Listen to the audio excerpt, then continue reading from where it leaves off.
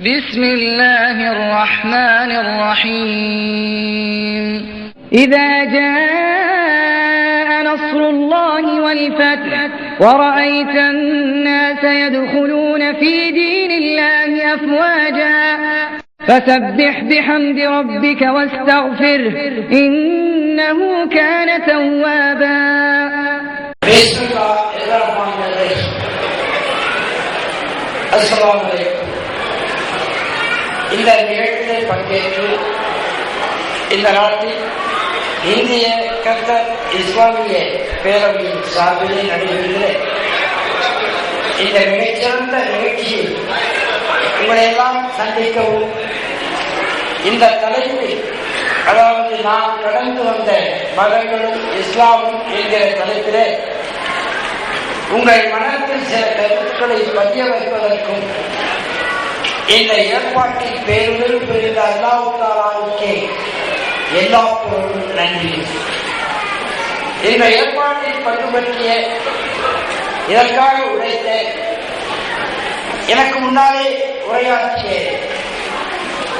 அன்பு சகோதரர் தேவர்களால் உள்ளிட்ட அவையினருக்கும், சவுதியிலிருந்து வந்திருக்கிற ராவுதியோர்களுக்கும், இங்கே பொறுப்பேற்றிருக்கிற எல்லா நண்பர்களுக்கும், இந்த நிகழ்வில் அவர்களே சொன்னது போலே மிக பெரும் திறனாக வந்திருக்கிற சகோதர சகோதரிகளுக்கும், இஸ்லாமியர்களுக்கும், இனி இஸ்லாமியராக இருக்கிறவர்களுக்கும் அல்லாஹ் தஆலா இம்மை நலன்களையும் வறுமை நலன்களையும் வழங்க வேண்டுமாய் பிரார்த்தித்தவனாய் தொடங்குகிறேன்.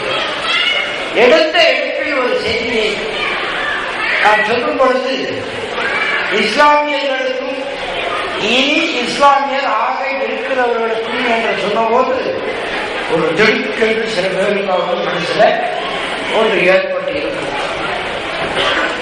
பெரியார்தாசன் என்று 45 ஆண்டு காலம் தமிழகத்தில் நான் போகாத ஊர் இல்லை.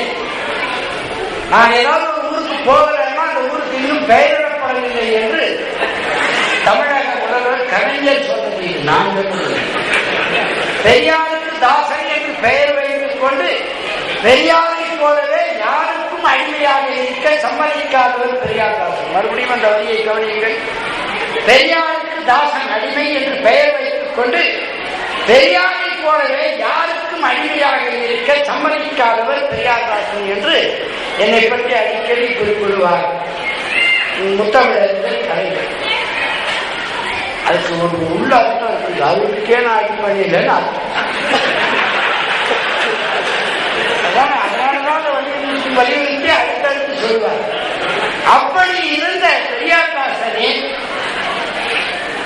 இறைவனின் அடிமை அப்துல்லா என்று பெயர் வைத்துக் கொண்டு ஒரு 10-11 மாதங்களாக உலகம் முழுக்க வாய்ப்பு கிடைக்கிற இடமெல்லாம் இந்த கருத்துக்களை எட்டி வைக்கிற தாயியாக பணியாற்றி வருகிறேன் என்று சொன்னால், என்னையே இறைவன் ஒரு நிமிட நேரத்தில் இதாயத்து தந்து மாற்ற முடிந்தது என்றால், உலக மக்கள் எல்லோருக்காகவும் இறை வேதத்தை இறக்கி வைத்த அல்லாஹ் தஆலா இறுதி வேதத்தை இறக்கி வைப்பதற்கு முன்னால் ஒவ்வொரு மொழியினருக்கும் சமுதாயத்தினருக்கும் பல நபிமார்களை அனுப்பி வேதங்களை அளித்திருக்கிறேன் என்று சொல்கிற அல்லாஹ் தஆலா சமுதாயங்களுக்கு, பிரிவினர்களுக்கு, ஒவ்வொரு மொழியினருக்கு தனித்தனியாக வேதங்களை அனுப்பினேன் என்று சொல்லுகிற அல்லாஹ் தஆலா இறுதி வேதமாக திருக்குர்ஆனை சொல்லும் பொழுது மட்டும் இது உலக மக்களுக்கான வேதம் என்று சொல்லுங்கள். உலக மக்கள் அதைத்தான் சொன்னேன். ஏற்றுக்கொண்டவர்கள், இனி ஏற்க இருக்கிறவர்கள் என்று 2 பிரிவு தான் மக்கள். நான் ஏற்றுக்கொள்ள செய்யப்பட்டிருக்கிறேன் என்றால் அது எப்படி? அதுதான் இன்றைய தலைப்பு.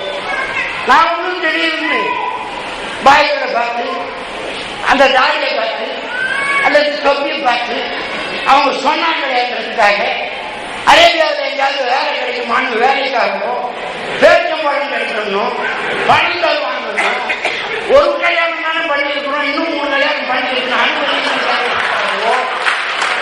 இல்லை பணம் தர்றாங்க, அது தர்றாங்க, இது தர்றாங்க, தீவிரவாதம், அது இதுக்காக எல்லாம் வரவும் இல்லை, வரக்கூடிய ஆளும் இல்லை. தமிழக முதல்வர் எப்படிப்பட்டவரும் உங்களுக்கு தெரியுமா? அவர் சொல்லியிருக்கிறாரு, பெரியாருக்கு அடிமை என்று பெயர் வைத்துக் கொண்டு, தாசன் என்று பெயர் வைத்துக் கொண்டு, பெரியாரை போலவே யாருக்கும் அடிமையாக சம்மதிக்காதவர் பெரியார் தாசன் சொல்லியிருக்கிறார். உங்களுக்கு பிடித்த பேச்சாளர் யாருன்னு கேட்டாங்க ஒரு முறை. சந்தேகம் இல்லாமல் பெரியார்தாசன் தான் என்னை கவர்ந்த பேச்சாளர் என்று அவர் சொல்லியிருக்கிறார். இவ்வளவு செல்வாக்கும் புகழும் பணமும் படிப்பும் எல்லாம் இருக்கிற ஒரு மனிதன் ஏன் வந்தேன், எப்படி வந்தேன், எதற்காக வந்தேன், என்ன செய்வதற்காக வந்திருக்கிறேன் என்பதை உள்ளடக்கியதுதான் இன்றைய பேச்சு. நான் பிறப்பினாலே இஸ்லாமியனாகத்தான் பிறந்தேன். இதை சொன்னா உங்களுக்கு ஆச்சரியமாயிருக்கும். நிறைய பேர் ஒத்துக்க மாட்டாங்க. அது எப்படி பிறப்பினாலே இஸ்லாமியனா பிறந்து இப்ப திரும்பி வந்தேன்.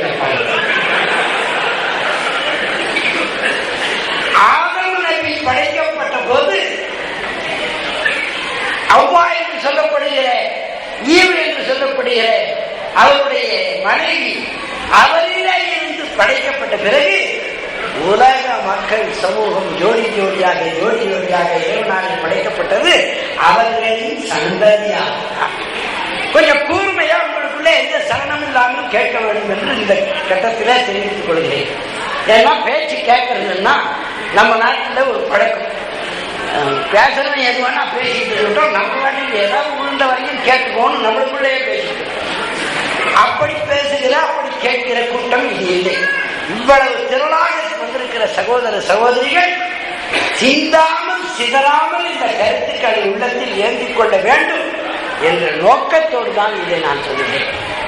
இந்த நிர்வாகம் செய்கிறவர்கள், இந்த நிகழ்ச்சியை நடத்துகிறவர்கள் சில அவசியம் கருத்து அப்படி இப்படி பேசிட்டு இருப்பாங்க. அவங்க பிரவுன் கலர்ல ட்ரெஸ் போட்டு வர்றாங்க, அவங்க அவங்கிட்டு இருப்பாங்க. எல்லாருடைய கவனமும் அவங்களையே பார்த்துட்டு அங்கே வர வரைக்கும் இங்க பேசுறது விட்டுடுறது. அப்படி இல்லாமல் முழு கவனத்தையும் இங்கே வைத்து கேளுங்கள். இங்கே இஸ்லாமியனாகத்தான் எல்லோரும் பிறக்கிறோம். இறைவன் படைப்பு என்பதிலே எல்லோரையுமே ஆதமின் சந்ததிகளாக படைத்திருக்கிறேன் என்று திருக்குறானிலே சொல்லியிருக்கிறான். இந்த ஒரு வாக்கியத்தை அப்படியே எடுத்துக்கொள்ளுங்கள். அவன் சொல்லிட்டா நீ நம்பிட்டியா அப்படிங்கிற கேள்வி உங்களுக்கு வரலாம். திருக்குறான் சொல்லிட்டா நாம நம்பினோமா அப்படின்னு. பார்க்கு பெஞ்சில பெயிண்ட் அடிச்சிருக்கு. இது ஈர பெயிண்ட் எழுதி வச்சிருக்கிறாங்க. பார்க்கில் ஒரு பெஞ்சுக்கு பெயிண்ட் அடிச்சு ஈர பெயிண்ட் எழுதி வச்சுட்டு போயிருக்கோம். எவனாவது நாட்டில் நம்ப வேண்டிய அத ஈர பெயிண்ட் தொடாதே எழுதி வச்ச பிறகுதான் தொட்டு பார்க்கணும். அப்படியே கலந்து பார்க்கணும், இன்னும் ஊதி பார்க்கணும். ஆமா அப்புறம் நான் வந்து பார்க்கு பெஞ்சில பெயிண்ட் அடிச்சு ஈரமா இருக்குது தொடாதேன்னு எழுதி வச்சாலே இவ்வளவு சோதிக்கிறவங்கதான் 3,363,467 மைல்ல சூரியன் இருக்குதுன்னு சொன்ன கரெக்ட்.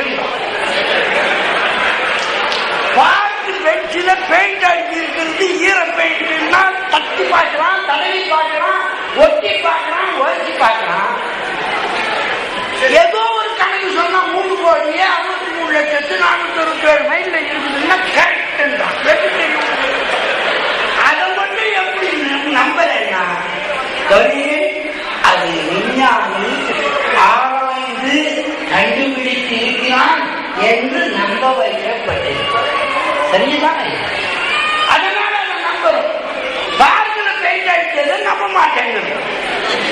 திருக்குறான் இறைவன் தந்தது என்பதை ஏற்றுக்கொண்டோம் என்றால் நீங்களும் நானும் ஆதமின் சந்ததி எல்லோருமே இறைவன் நானே தந்த மார்க்கம் இஸ்லாம் என்று சொல்லும் பொழுது, இறுதி வேதத்தில் சொல்லி இருக்கும் பொழுது, அந்த மார்க்கத்தை சேர்ந்தவர்கள் தான் உலக மக்கள் எல்லோரும். இதுக்கு கண்டிஷன், ப்ரீ கண்டிஷன், முன் நிபந்தனை என்னவென்றால், இது இறைவனே தந்த வேதம் அறிவிக்க வேண்டும். கவனியுங்கள், ஏன்னா வேதம் என்று நாம் கேள்விப்பட்டிருக்கிறேன். இந்து மதத்திலே இருக்கிற ரிக்வேதம், யஜுர்வேதம், சாமவேதம், அதர்வண வேதம், விவிலியம் என்று சொல்லப்படுகிற பைபிள் என்று சொல்லப்படுகிற கிறிஸ்தவர்களின் வேதம், தௌராத் என்று சொல்லப்படுகிற யூதர்களுடைய வேதம், இன்னும் நிறைய பகவத்கீதை போன்றதெல்லாம் கூட வேதத்தின் சாரம், உபநிஷதம் என்றெல்லாம் கேள்விப்பட்டிருக்கிறோமே. கவனியுங்கள், எல்லா வேதங்களும் மனிதர்களால் இறைவனை பற்றி சொல்லப்பட்டவை. தேவாரம், திருவாசகம், இன்னும் நீங்கள் 12 திருமுறைகள், 4000 திவ்ய பிரபந்தங்கள் எல்லாமே இறைவனை பற்றி மனிதன் சொன்னது. முன்னாலே அந்த வேதங்களெல்லாம் இறைவன் அளித்ததாக இருந்தாலும் முடிஞ்சவரைக்கும் மனிதனுடைய கைசரக்கு கலக்கப்பட்டு திரிவு செய்யப்பட்டு விட்ட பிறகு இன்றைய தேதியில் நமக்கு கிடைக்கிற வேதங்கள் ரிக்வேதம், யஜுர்வேதம், சாமவேதம், அதர்வண வேதத்தில் என்ன இருக்குதுன்னு சங்கராச்சாரியார், அதாவது இப்ப இருக்கிற காஞ்சி ஜெயேந்திர சரஸ்வதி என்கிற சங்கராச்சாரியாரோடு நேரடியாக நான் விவாதம் செய்த போது, அது பத்திரிகையில, குமுதம் பத்திரிகையில அட்டைப்படத்துல கூட படமாக வந்தது. அந்த செய்தி இன்னும் எல்லாருக்கும் தெரிஞ்ச செய்தி தமிழ்நாட்டில். அப்புறம் நான் இதெல்லாம் கேட்டேன், வேதத்தை படிச்சிருக்கிறீங்களா? முதல் ஸ்லோகத்தை ரிக்வேதத்தில் சொல்லுங்க, 2வது ஸ்லோகத்தை அதர்வண வேதத்தில் சொல்லுங்க, 3வது ஸ்லோகத்தை யஜுர்வேதத்தில் சொல்லுங்கன்னா தெரியாதேன்னா. அவருக்கே தெரியலன்னா என்ன அர்த்தம்? இல்லைன்னா அப்படித்தானே? அவர் தான் அந்த மதத்துக்கே தலைவர். நேரடியா கேட்டேன். இப்போ நான் ஒன்றும் இவ்வளவு பெரிய கூட்டத்தில் சும்மா சொல்லிட்டு போயிட முடியாது, ஆதாரத்தோடு சொல்லுகிறேன். அவரிடத்தில் கேட்டேன், தெரியாதுன்னு சொன்னார். அவர் மட்டும் இல்லை, இந்து முன்னணி தலைவர் ராமகோபாலன் அவர்களிடத்தில் அதே சக்தியில நேருக்கு நேர் விவாதிக்கும் போது இதே மாதிரி கேட்டேன், தெரியாதுன்னு சொன்னார். அப்பதான் சொன்னேன், தெரியாத நீங்கெல்லாம் பெரிய ஜாதி, தெரிஞ்ச நாங்க சின்ன ஜாதியா? வேறமே தெரியல. என்ன அவர் வேண்டியன்னா, இன்றைக்கும் சமஸ்கிருதத்தில் அன்றைக்கு இவர்கள் சொல்ற 10,000 வருஷத்துக்கு முன்னால, 50,000 வருஷத்துக்கு முன்னால எழுதப்பட்டதுன்னு சொல்றாங்களே, அன்றைய சமஸ்கிருதம் இன்றைக்கு இருக்கிற எவனுக்கும் தெரியாது. 460 ஆண்டுகளுக்கு முன்னாலே, ஷேக்ஸ்பியருக்கு முன்னாலே எழுதப்பட்ட ஆங்கிலத்தை, ஆங்கிலோ சாக்சன் என்று சொல்வார்களே, அந்த ஆங்கிலத்தை இன்றைக்கு ஒரு ஆங்கிலேயனால கூட படித்து புரிந்து கொள்ள முடியாது. மாற்றம். ஆனால் நான் மீண்டும் சொல்கிறேன், அந்த வேதங்களை மேக்ஸ் முல்லர் என்பவர் மொழிபெயர்த்து வைத்து ஜெர்மானியர் இதுதான் வேதம் என்று தந்த பிறகு இன்றைக்கு தமிழ்நாட்டிலேயும் இந்தியாவிலேயும் என்ன நடக்குதுன்னா, அதை சமஸ்கிருதத்தில் மொழிபெயர்த்து, அவர் ஜெர்மன் மொழியில் மொழிபெயர்த்திருக்கிறாரா, அதை சமஸ்கிருதத்தில் மொழிபெயர்த்து வெளியிட்டு இருக்கிறாங்க. அதான் வேதம். இது விவரம் புரியுது அவங்களுக்கு? மேக்ஸ் முல்லர் சொன்ன வேதம் தான் இன்னைக்கு இருக்கே தவிர, அவங்க சொல்ற ரிஷிகள் சொன்ன வேதங்கள் இன்றைக்கு எக்ஸிஸ்டன்ஸ்ல இல்லை. ஒரு செய்தி, தேவாரம், திருவாசகம், 12 திருமுறைகள், இன்னும் இருக்கிற பகவத்கீதை எல்லாமே மனிதன் சொன்னது என்று அதிலேயே இருக்குது. வியாசர் எழுதினா எப்படி எழுதினார்னு கேட்டார், சஞ்சயர் சொன்னதை கொண்டு எழுதினார். சஞ்சயர் யாரிடம் சொன்னார்? திருதராஷ்டிரிடம் சொன்னார். எதை பற்றி சொன்னார்? கண்ணன் தேரோட்டியாக உட்கார்ந்து கொண்டு பார்த்திபன் என்கிற அர்ஜுனனுக்கு என்னென்ன சொன்னாரோ அதே மாதிரி ஞானக்கண்ணை எழுதி எழுதினார். அதுதான் பகவத்கீதை. ஒரு போர்க்களத்துல 18 அத்தியாயம் பேசிட்டு முடியுமா? பேசலாம், 18 அத்தியாயம் போர்க்களத்துல உட்கார்ந்து நிதானமா பேசிக்கிறாங்க. அதுதான் பகவத்கீதை. அதுல சாங்கியம் இருக்கிறது, யோகம் இருக்கிறது, மீமாம்சம் இருக்கிறது, நியாயம் இருக்கிறது, வைதேசிகம் இருக்கிறது, வேதாந்தம் இருக்கிறது என்று சொல்லிக் கொண்டிருக்கிறார்களே தவிர இறைவன் சொன்ன ஒரு வார்த்தை அதில் இல்லை. தேவாரத்திலே திருவாசகத்திலே எல்லாம் மாணிக்கவாசகர் திருவாசகத்தில் சொல்றார், இறைவன் எப்படி இருக்கிறான்? வானாகி மண்ணாகி வழியாகி ஒளியாகி ஊனாகி உயிராகி உண்மையுமாய் இன்மையுமாய் கோணாகி குடியாகி யான் எனது என்பவரை கூத்தாட்டுவானாகி நின்றாகி என் சொல்லி வாழ்த்துவனே. இந்த கடைசி வார்த்தையை கவனிச்சு பாருங்க, என்ன சொல்லி வாழ்த்துவேன் எனக்கு தெரியல. இதைத்தான் நாட்டினாங்க இந்த பெரியாதாசன் பேசிக்கிட்டு இருந்தேன். என் சொல்லி வாழ்த்துவனே, அவன் இன்னும் சொல்லி வாழ்த்துறதுன்னு தெரியல அப்படின்னு சொல்றாரா? மறுபடியும் மேல போங்க, வானாகி மண்ணாகி. அது எப்படி ஒரே சமயத்துல வானமும் ஆகி மண்ணும் ஆகி இருக்க முடியும்? ரெண்டும் வேற வேற இல்லையா? வானமானால் மண்ணாக முடியாது, மண்ணானால் வானமாக முடியாது. ரெண்டும் அவன் தான் என்று சொல்லப்படுவது. இது மனிதன் இறைவனை பற்றி அவ்வளவுதான் சொல்ல முடியும். வானாகி மண்ணாகி வழியாகி காற்றாகி ஒளியாகி தீபமாகி. தீபம் ஏற்றி வச்சுட்டு காற்று தீபம் ஏறிமா? வழியாகி ஒளியாகி ஒண்ணு கேன்சல் பண்ணிடும். வானால் மண்ணாக முடியாது, மண்ணானால் வானமாக முடியாது. ஒண்ணு கேன்சல் பண்ணிடும். வானாகி மண்ணாகி வழியாகி ஒளியாகி ஊனாகி, அதாவது உடம்பாகி நீராகி. ரெண்டு வேறு வேறு இல்லையா? ரெண்டும் ஒன்னா எப்படி இருக்க முடியும்? ஒரே பொருள் ரெண்டாக இருக்க முடியுமா? நிச்சயமாக முடியாது. ஊனாகி உயிராகி அது இப்படி இருக்க முடியாதுன்றத அவரே சொல்றாரு. உண்மையுமாய் இன்மையுமாய். இன்மைனா பொய், உண்மைனா உண்மை. உண்மையாகவும் இறைவனை இருப்பான், இல்லாமல் இருப்பான். மனிதனாக இவ்வளவுதான் சொல்ல முடியும். ஒரு தாயிடத்திலே ஒரு 10 வயசு பெண்மணி பெண் குழந்தை போய், ஆமா நீ 5 வயசுல எப்படி இல்லை எனக்கு தெரியும் சொன்னா கூப்பிடுவாங்க. 5 வயசுல அவங்க அம்மா எப்படி இருந்தாங்க? மகனுக்கு 10 வயசு இருக்கிற மகனுக்கு எப்படி தெரியும்? அந்த அம்மாவே 20 வயசுக்கு தான் கல்யாணம் ஆகிருக்கும், அதுக்கப்புறம் பெற்றிருப்பாங்க. இதுக்கு இப்பதான் 5 வயசு ஆகுது, 10 வயசு ஆகுது. அம்மா 10 வயசு 5 வயசுல எப்படி இருந்தாங்கன்னு இதுக்கு எப்படி தெரியும்? நீ 10 வயசுல நல்லா சிரிப்பேன், 12 வயசுல ஓடுவேன் அப்படின்னு சொன்னா கூப்பிட்டு ஒண்ணு இருப்பாங்க. உங்களுக்கு எப்படி தெரியும்? இறைவனை பற்றி மனிதன் சொல்வது அப்படித்தான் இருக்கும். எந்த மனிதன் சொன்னாங்க? அப்போ இறைவனை பற்றி யார் சொல்ல வேண்டும்? இறைவனே சொல்ல வேண்டும். அப்படி சொன்னால் சொன்னதாக நம்பப்படுகிற திருக்குறானை எடுத்த போது நம்பாமல் எடுத்தவன் இந்த பெரியாதாசன் என்கிற அப்துல்லா. நீங்கள் எல்லாம் நம்பி எடுத்திருப்பீர்கள். திருக்குறானை படிப்பது எதற்குன்னு கேட்டா, இது இறைவன் சொன்னதுங்கிறதுக்காக படிப்பீங்க. அதனாலதான் நீங்க உள்ளுக்கு படிக்கிறது இல்லை. மேலோட நிறைய பேர் வெறும் ஓதிக்கிறது. என்ன ஓதணும்னு நம்மள ஒரு 150 பேராவது அதை பத்தி கவலைப்படுறதில்லை. இஸ்லாமியர்கள் உண்மையா இல்லையாவது நீங்களே யோசிச்சு பார்க்கலாம். 150 பேர் அதுல என்ன சொல்லி இருக்கிறதுன்னு கவலைப்படுறதில்லை. இங்க இருக்கிறீங்க கட்டார்ல முதல் இப்பதான் செல்போன் வந்துருச்சு. மனைவியை விட்டுட்டு கட்டாருக்கு 10-20 வருஷத்துக்கு முன்னால வந்தவர் மனைவி கிட்ட இருந்து கடிதம் வந்தா பாத்ரூம்ல படிப்பாரு, டாய்லெட்ல படிப்பாரு, போற வழியெல்லாம் படிப்பாரு, நிற்கும் போது படிப்பாரு, திருப்பி திருப்பி படிப்பாரு, வளைஞ்சு படிப்பாரு. அவங்க முன்னாடி எடுத்துட்டு போறாங்க. நீங்க எல்லாமே என்னால இருக்க முடியல, கவலையா இருக்குங்க, தனியா இருக்கிறாங்க, ரொம்ப கஷ்டமா இருக்குங்க, சீக்கிரம் சம்பாதிச்சுட்டு வாங்க, உடம்பு பார்த்துங்க, எதனா உடம்பு முடியல காப்பிட்டு போங்க, நல்லா சாப்பிடுங்க, இவ்வளவுதானே எடுத்துட்டு போறாங்க. இதையே 100 தடவை பட்சங்களா? ஒன்று. ரெண்டாவது, இவரு அங்கே எழுதுறது. இன்னைக்கு வெள்ளிக்கிழமை தான் லீவா இருக்குது. இங்கே பாதி நேரம் தெரியுது, மீதி நேரம் அங்கே பாதி நேரம் தெரியுதுன்னா என் மீதி நேரம் அங்கே இருக்கு. அதனாலதான் எனக்கு தெரியும் 100 பேருக்கு போவா. அந்த அம்மா 150 தடவை கஷ்டம் போறவங்க படிச்சிருக்காங்க.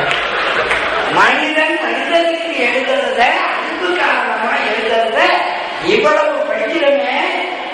இறைவன் அன்பு காரணமா மனித குணம் மொத்தத்திற்கும் தந்திருக்கிற திருக்குறளை வரி வரியாய் வார்த்தை வார்த்தையாய் இறைவனே தந்தது என்ற உணர்வோடு எவ்வளவு பேர் இஸ்லாமியரை படிக்கிறோம். இல்ல மற்றவங்க அவன் நமக்கும் தான் தந்திருக்கிறான் எத்தனை பேர் உணர்ந்திருக்கிறோம்? உணரல. நான் எடுத்த போது திருக்குறானில் ஒரு சாதாரண விமர்சனத்துக்குரிய ஒரு புத்தகம் என்று தான் எடுத்தேன். ஆனால் இன்றைக்கு அந்த புத்தகம் மனிதனின் ஒரு வார்த்தை கூட கற்காமல் முழுக்க முழுக்க இறைவனால் மனிதர்களுக்கு இறக்கி வைக்கப்பட்ட வேதம் என்பதை உணர்ந்து கொண்ட பிறகுதான் இஸ்லாமியை அறிந்து கொண்டேன். இதற்கு 10 வருடங்களாக 10 வருடங்கள் 2.5 வருடங்கள் வெறும் திருக்குறானை மட்டுமே வாசித்தேன். போய் சொல்ல வேண்டிய அவசியம் இல்லை. பத்திரிகைகளை கூட படிக்கவில்லை. நான் அந்த 2.5 வருடமும் திருக்குறான் தர்ஜமா என்று சொல்லப்படுகிற மொழிபெயர்ப்புகளை ஏன்னா எனக்கு அரபி மொழி தெரியாது. அதிலே ஓதுவதற்கு நான் படிக்கவில்லை. வரி வரியாய் வார்த்தை வார்த்தையாய் அந்த இறைவனின் வார்த்தைகளை படிக்க தொடங்கிய போது தொடங்கும் போது விமர்சனம் செய்வதற்காக படித்தவன் உள்ளே போக போக இது இறைவனின் வார்த்தைதான் என்பதற்கு பல சாட்சிகள் எனக்கு அந்த வேதத்தில் கிடைத்தன. அந்த உணர்ச்சியின் அடிப்படையில் வந்தவன் தான் அப்துல்லாவாக இருக்கிறேன். மீதி 7 வருடங்கள் 2.5 வருடம் அதை படித்தேன். 7 வருடங்கள் ரஹமத் அறக்கட்டளையிலே முஸ்தபா வெளியிட்ட ஹதீஸ்கள், அதாவது சஹீஹுல் புகாரி 7 வால்யூம் வெளியிட்டாங்க. வருஷத்துக்கு 1. தெரிஞ்சோ தெரியாமலோ அந்த விழாவிற்கு நான் நண்பன் என்கிற முறையிலே என்னை சிறப்புரையாற்ற அழைத்தார்கள். 7 விழாவில் 6 விழா கலந்து கொள்ள முடிந்தது. ஒரு விழா நான் வெளிநாட்டில் இருந்தேன். அந்த 7 வால்யூமையும் வருடத்திற்கு 1 அவர்களும் எழுதிட்டாங்க. ஒரு வருடம் செலவழித்து 7 வருடம் முழுமையாக அதை படித்து முடித்தேன். ஹதீஸ்களை படித்தேன். ஹதீஸ்கள் என்றால் நல்ல கவனிக்க, மனித குலத்திற்கு நபிகள் நாயகம் ஸல்லல்லாஹு அலைஹி வஸல்லம் வாயால் வார்த்தைகளால் போதிக்கவில்லை, தன் வாழ்க்கையால் நடைமுறையால் போதித்தார். அந்த போதனைகளின் தொகுப்புக்கு பெயர் தான் ஹதீஸ். திருக்குறான் இறைவன் கொடுத்த கமெண்ட்ஸ், மனித குலத்திற்கு இறைவன் காட்டிய வழிகாட்டுதல். மீண்டும் மீண்டும் சொல்கிறேன், மனித குலத்திற்கு. இது தாடி வச்சுக்கிட்டு தொப்பி வச்சுட்டு இருக்கிறவங்களுக்கு மட்டும் யாரும் தப்பா நினைச்சிடாதீங்க. மனித குலத்திற்கு இறக்கி வைக்கப்பட்ட இறுதி வேதம். மற்றதெல்லாம் என்னன்னா, நான் கடந்து வந்த மதங்களை சொல்கிறேன். முதலில் இஸ்லாமியனாகத்தான் எல்லோரும் பிறக்கிறோம் என்று சொன்னேனே, அது இறைவன் அவன் படைத்ததனாலே, ஆதமின் சந்ததியாய் படைத்ததனாலே. ஆனால் அது தெரியாமல் நாம் விடப்பட்டிருக்கிறோம். நான் இந்து குடும்பத்தில் பிறந்தேன். என்னுடைய தாயும் தந்தையும் உற்றாரும் உறவினரும் தாத்தா பாட்டி எல்லாருமே என்னை எப்படி வளர்த்தார்கள் என்றால், சோறு சாப்பிடுறியோ இல்லையோ, துணி உடுத்துறியோ இல்லையோ, இறைவனை தொழுவது அவசியம் என்ற உணர்வோடு வளர்க்கப்பட்டவன் நான் கடந்து வந்த மதங்களிலே முதல் மதம் அல்லது மதம் இந்து. இந்துவிலையும் ஒரு இந்து மதம் எங்கேயும் இல்லை. உங்களுக்கு தெரியும், சைவம் இருக்கிறது, வைணவம் இருக்கிறது, ஸ்மார்த்தம் இருக்கிறது, யோகம் இருக்கிறது, ஞானம் இருக்கிறது, வைசேஷிகம் இருக்கிறது, இன்னும் மீமாம்சம் இருக்கிறது. அதில் பல பிரிவுகள் இருக்கிறது. அதில் சைவ பிரிவை சேர்ந்தவனாக நான் வளர்க்கப்பட்டேன்.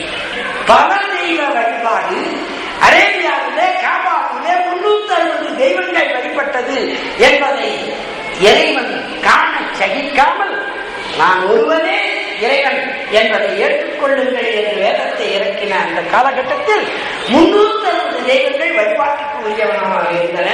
அதிலே சின்ன தெய்வம், பெரிய தெய்வம், பெரிய பெரிய தெய்வம், சின்ன தெய்வம், வந்த தெய்வம், போன தெய்வம், போய்கொண்டே வருகிற தெய்வம், வந்து கொண்டே போகிற தெய்வம், என் தெய்வம், உன் தெய்வம், அவன் தெய்வம், இவன் தெய்வம், அவருக்குரிய தெய்வம், இவருக்குரிய தெய்வம் என்று 360 தெய்வங்கள் வழிபடப்பட்டன. அதெல்லாம் தூக்கி சாப்பிட்டோம் இல்லை நாங்க. அதாவது டியூப்லைட் போட்டா அதை கும்பிட்டுக்கிறது, காலில் பேப்பர் பட்டுடுச்சுன்னா எடுத்து வச்சு மன்னிப்பு கேட்டு பேப்பர் கிட்ட கும்பிட்டுக்கிறது, பேப்பர் கிட்ட கும்பிடுறது. நான் முதல்ல ஆக்ஸ்போர்ட் யூனிவர்சிட்டிக்காக படிக்கிறதுக்கு வெளிநாட்டு பயணம் மேற்கொண்ட போது நான் நாத்திகன் ஆயிட்டேன். ஆனா எல்லாரும் இந்த பேப்பரை வழிபடுற பழக்கம் அப்படியே இருந்தது. வழிபடுறதுன்னா பேப்பரை நெரிச்சுட்டா இப்படி இப்படிங்கிறது. அங்க போன போதும் ஒரு காட்சியை பார்த்தேன். நான் சொல்றது 1971. நம்ம ஊர்ல அதெல்லாம் வரல. பழக்கம் டாய்லெட்டே இல்லாத காலம் நம்ம காலத்துல, அந்த நம்ம நாட்டுல அங்கே டாய்லெட் இருந்தது, கழுவுறதுக்கு தண்ணி வைக்கல. வெறும் பேப்பர் வச்சிருந்தான். அதெல்லாம் துடைக்கணும்னு போது வழுத்து போயிட்டான். தொட்டு தொட்டு கும்பிட்ட பேப்பரை காலில் நெருங்கினாலே கடமைப்பட்ட பேப்பரை இதுக்கமாக பயன்படுத்துறோம். எங்கேயாவது குடிக்கிறதுக்கு தண்ணி வச்சிருக்காங்க, அதை கொண்டு வந்து கழுவிய உண்மையை சொல்ற, அதை கொண்டாந்து கழுவினே தவிர பேப்பர் கிடைக்கிறதுக்கு மனசு வரல. அப்படி இருந்தவன் அன்றைக்கு அந்த காலகட்டத்தில் 7 வயதிலேயே என் சைவ பக்தி உடைந்து போய்விட்டது. 7 வயசுல இந்த மதத்தை ஆராய்ச்சி செய்யவே ஆரம்பித்து விட்டது. அதிலே பல தெய்வ வழிபாடு இருப்பதனாலே ஒரு தெய்வமும் அவர்களுக்கு உடன்பாடு இல்லை. கவனிங்கள், பல தெய்வ வழிபாடு. ஒரு கிராமத்துக்கு ஒருத்தர் போனானோ மருமகன், அங்க பாட்டிங்கெல்லாம் பேசிக்கிட்டாங்களாம். மருமகன் வந்திருக்காரு, என்ன வைக்கா சாப்பிடுவாருன்னு பொம்பளைங்கெல்லாம் பேசிக்கிட்டாங்க. ஒரு பாட்டிங்க இருந்துதான், என்ன வைக்கா சாப்பிடுவாரு, அவர் கருப்பா இருக்கிறாரு, கறி வைக்கா சாப்பிடுவாருன்னு இன்னொரு இனிப்பா பேசுறாரு, இனிப்பு வச்சா சாப்பிடுவாரு. இன்னொருத்தர் சொன்னாங்களா, அவர் கருவாடு சாப்பிடுற மாதிரி இருக்கிறாரு. எல்லாரும் ஆளுக்கு ஒண்ணு சொல்லும் போது ஒரு பாட்டி சொல்லிட்டான், அடி போங்கடி, நீங்க என்ன ஒன்னா வைக்கலாம், ஆனா அவர் மனசு வச்சாதான் சாப்பிடுவாரு. நீங்க என்ன ஒன்னா வைக்கலாம், ஆனா அவருக்கு மனசு வச்சாதான் சாப்பிடுவாரு. சரி, அதுக்கு மனசு வச்சாதான் அவர் சாப்பிடுவாருங்கிற மாதிரி எனக்கு புரிந்தது. மனம் வைத்து இறைவனை வழிபட சைவத்தில், வைணவத்தில், மற்ற இந்து மதத்தில் நான் பிறந்த மதத்தில் வழி இல்லை என்று புரிந்து கொண்டேன். ஏன் மனம் வைத்து வழிபடல? ஒன்று இருந்தால் ஒன்று இருக்க முடியும். கவனிங்கள், ஒன்று இருந்தால் ஒன்று இருக்க முடியும். பரவி பரவி போனதுனால பாலிட்ட விட்டுக்கிட்டு எதையோ பார்த்து எதையும் யோசிக்கிறது இல்லை. ஒன்றி வழிபடுவதற்கு வழி இல்லாத மார்க்கம் இந்து மதம் என்று நான் புரிந்து கொண்ட போது அந்த சமயத்துலதான் கல்லூரியில் படிக்க போனேன். பெரியார் வந்து பேசினாரு, எழுதி வச்சாப்புல நான் நினைத்து ஒரு முடிவுக்கு வந்தேனே, அந்த இடத்திற்கு அவரும் வந்திருந்தார். இன்னும் பெரிய வேலை செய்வாங்க நடக்கும். திருப்பதிக்கு போவாங்க, கீழே வந்து அருமையில் முன்கை தாயார்னு ஒரு வழி விடுவாங்க. அங்கிருந்து அப்படியே நாகூருக்கு போய் பாத்தியார் கொடுப்பாங்க. அவங்க முஸ்லீம்கள் இல்லை, திருப்பதிக்கு போனவங்களே நாகூருக்கு போய் பாத்தியா கொடுத்துட்டு அப்படியே வேளாங்கண்ணி ஒரு பார்வை பார்த்து சுற்றிட்டு வந்துருவாங்க. என்ன அர்த்தம்? எதனா ஒண்ணு இருந்து போகுது, இருக்குதுங்கிற உறுதி இவர்களுக்கு இல்லை, இருப்பது ஒன்றாக. அதுதான் அந்த மனம். இதை மனம் ஏற்குமா? மனம் எப்பொழுதுமே வந்துங்கள் முரண்பாடாய் சொல்லப்படுவது மனம் ஏற்காது, ஏற்காது, ஏற்காது. மனம் ஒன்றை ஏற்க வேண்டும் என்றால் முரண்பாடு இல்லாமல் சொல்லப்பட்டிருக்க வேண்டும். முரண்பாடுலாம் தெரியும் இல்லையா? எதிரெதிராக சொல்லப்பட்ட எதையும் மனம் ஏற்காது. நல்ல கெட்ட வேண்டும் ஒரு வாக்கியம் சொல்றேன். ஒரு வாக்கியம் எவ்வளவு பேர் இருக்குவீங்க? எவ்வளவு நான் ரொம்ப நல்ல கெட்டவருங்க அப்படின்னு நான் சொன்னா, ஒண்ணு நல்லவருக்கு சொல்லு, இல்லைன்னா கெட்டவருக்கு சொல்லு. அது எப்படியா நல்ல கெட்டது? புரியுதில்லை? இது புரியுதில்லை உங்களுக்கு? அதே மாதிரி ஒரு விஷயத்தை உண்மை என்று சொல்லலாம், பொய் என்று சொல்லலாம். உண்மையான பொய்ங்க அது எப்படிங்க? ஒருத்தர் கருப்பா இருக்கிறாருன்னு சொல்லலாம், சௌப்பா இருக்காருன்னு சொல்லலாம். அவர் கருப்பு சௌப்பா இருக்கிறாருன்னா டிஎம்கே போட மட்டும்தான் மற்ற எதுவும் இருக்க முடியாது. முரண்பாடான விஷயத்தை நினைத்து பார்த்தால் மனம் ஒப்புக்கொள்ளாது. 45 வருஷம் மனோதத்துவம் படித்த மாணவன் சொல்லுகிறேன். முரண்பாடான விஷயத்தை மனம் ஏற்காது, ஏற்காது, ஏற்காது. அதனால்தான் கொண்டாடிட்டு சண்டை போடுறது. அன்னைக்கு தான் சொன்னேன், அன்னைக்கு தான் சொன்னேன். இந்திய மாற்றி சொல்லியே அறிவு தான் உங்க அப்பா அன்னைக்கு தான் சொன்னான், இன்னைக்கு தான் சொன்னான், உங்க அம்மா அன்னைக்கு தான் சொன்னான், இன்னைக்கு தான் சொல்றான். என்ன அர்த்தம்? முரண்பாடானதை மனம் ஏற்காது. பல தெய்வ வழிபாட்டை மனம் ஏற்காது நடித்துக் கொண்டிருக்கிறோம். அந்த கட்டத்தில் தான் பெரியார் இந்த கடவுளெல்லாம் எப்படியா கடவுளா இருக்க முடியும், அந்த கடவுளை கொண்டுதான் உன்னை அடிமைப்படுத்தி இருக்கிறான் பாப்பான் என்று சொன்ன போது அது எனக்கு ஏற்புடையதாக இருந்தது. அதை ஏற்றுக்கொண்டேன். இந்த நாத்திய தத்துவத்துக்கு வந்த போது வரும்போதே நாத்திகத்திலையும் சந்தேகத்தோடு தான் வந்தேன். நாத்திகம் பேசுறாங்களே, இவங்க உண்மையிலேயே நாத்திகராக இருக்கிறாங்களா? நாத்திகம்னா என்ன அர்த்தம்?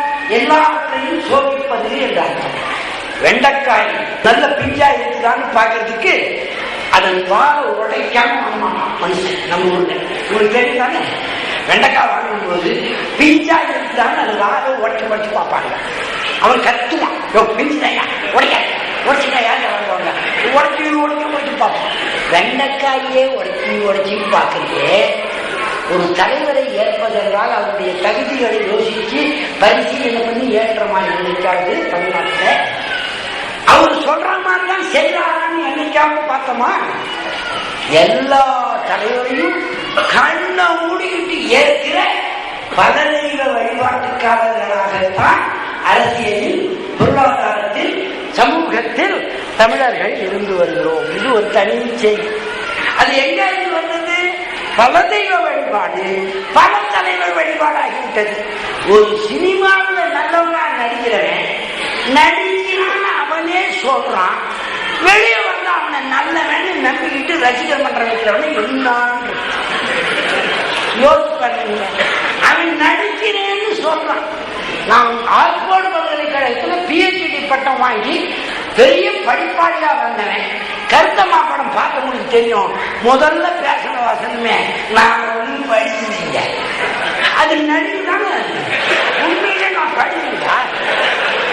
டாக்டர் ஸ்ரீராமதாசன் MA PhD படிக்கிறீங்கன்னு சொன்னதை அதுக்கு ரசிகர்கள் நிறைய பேர் ஆகிட்டாங்க. படிச்சதுக்கு ரசிகன் ஆகல. என்ன நிறைய பேருக்கு தெரியல, அந்த வருத்தமே இருக்குது. நான் சைக்காலஜிஸ்ட், மனோதத்துவ சிகிச்சையாளர். மனப்பிரச்சனைகள் யாருக்கு இருந்தாலும் அதை தீர்க்கிற வழிமுறைகளை சொல்லுகிற counselling, therapy, anxiety disorder, mood disorder, OCD obsessive compulsive disorder, schizophrenia, traumatic stress disorder, இதுக்கெல்லாம் உலக அளவில் ஸ்பெஷலிஸ்ட். ஆனா நம்ம ஊர்ல என்ன எப்படி தெரிஞ்சு வச்சுங்களா? கருத்தை நம்ம நெட்டாது அவன் தான்.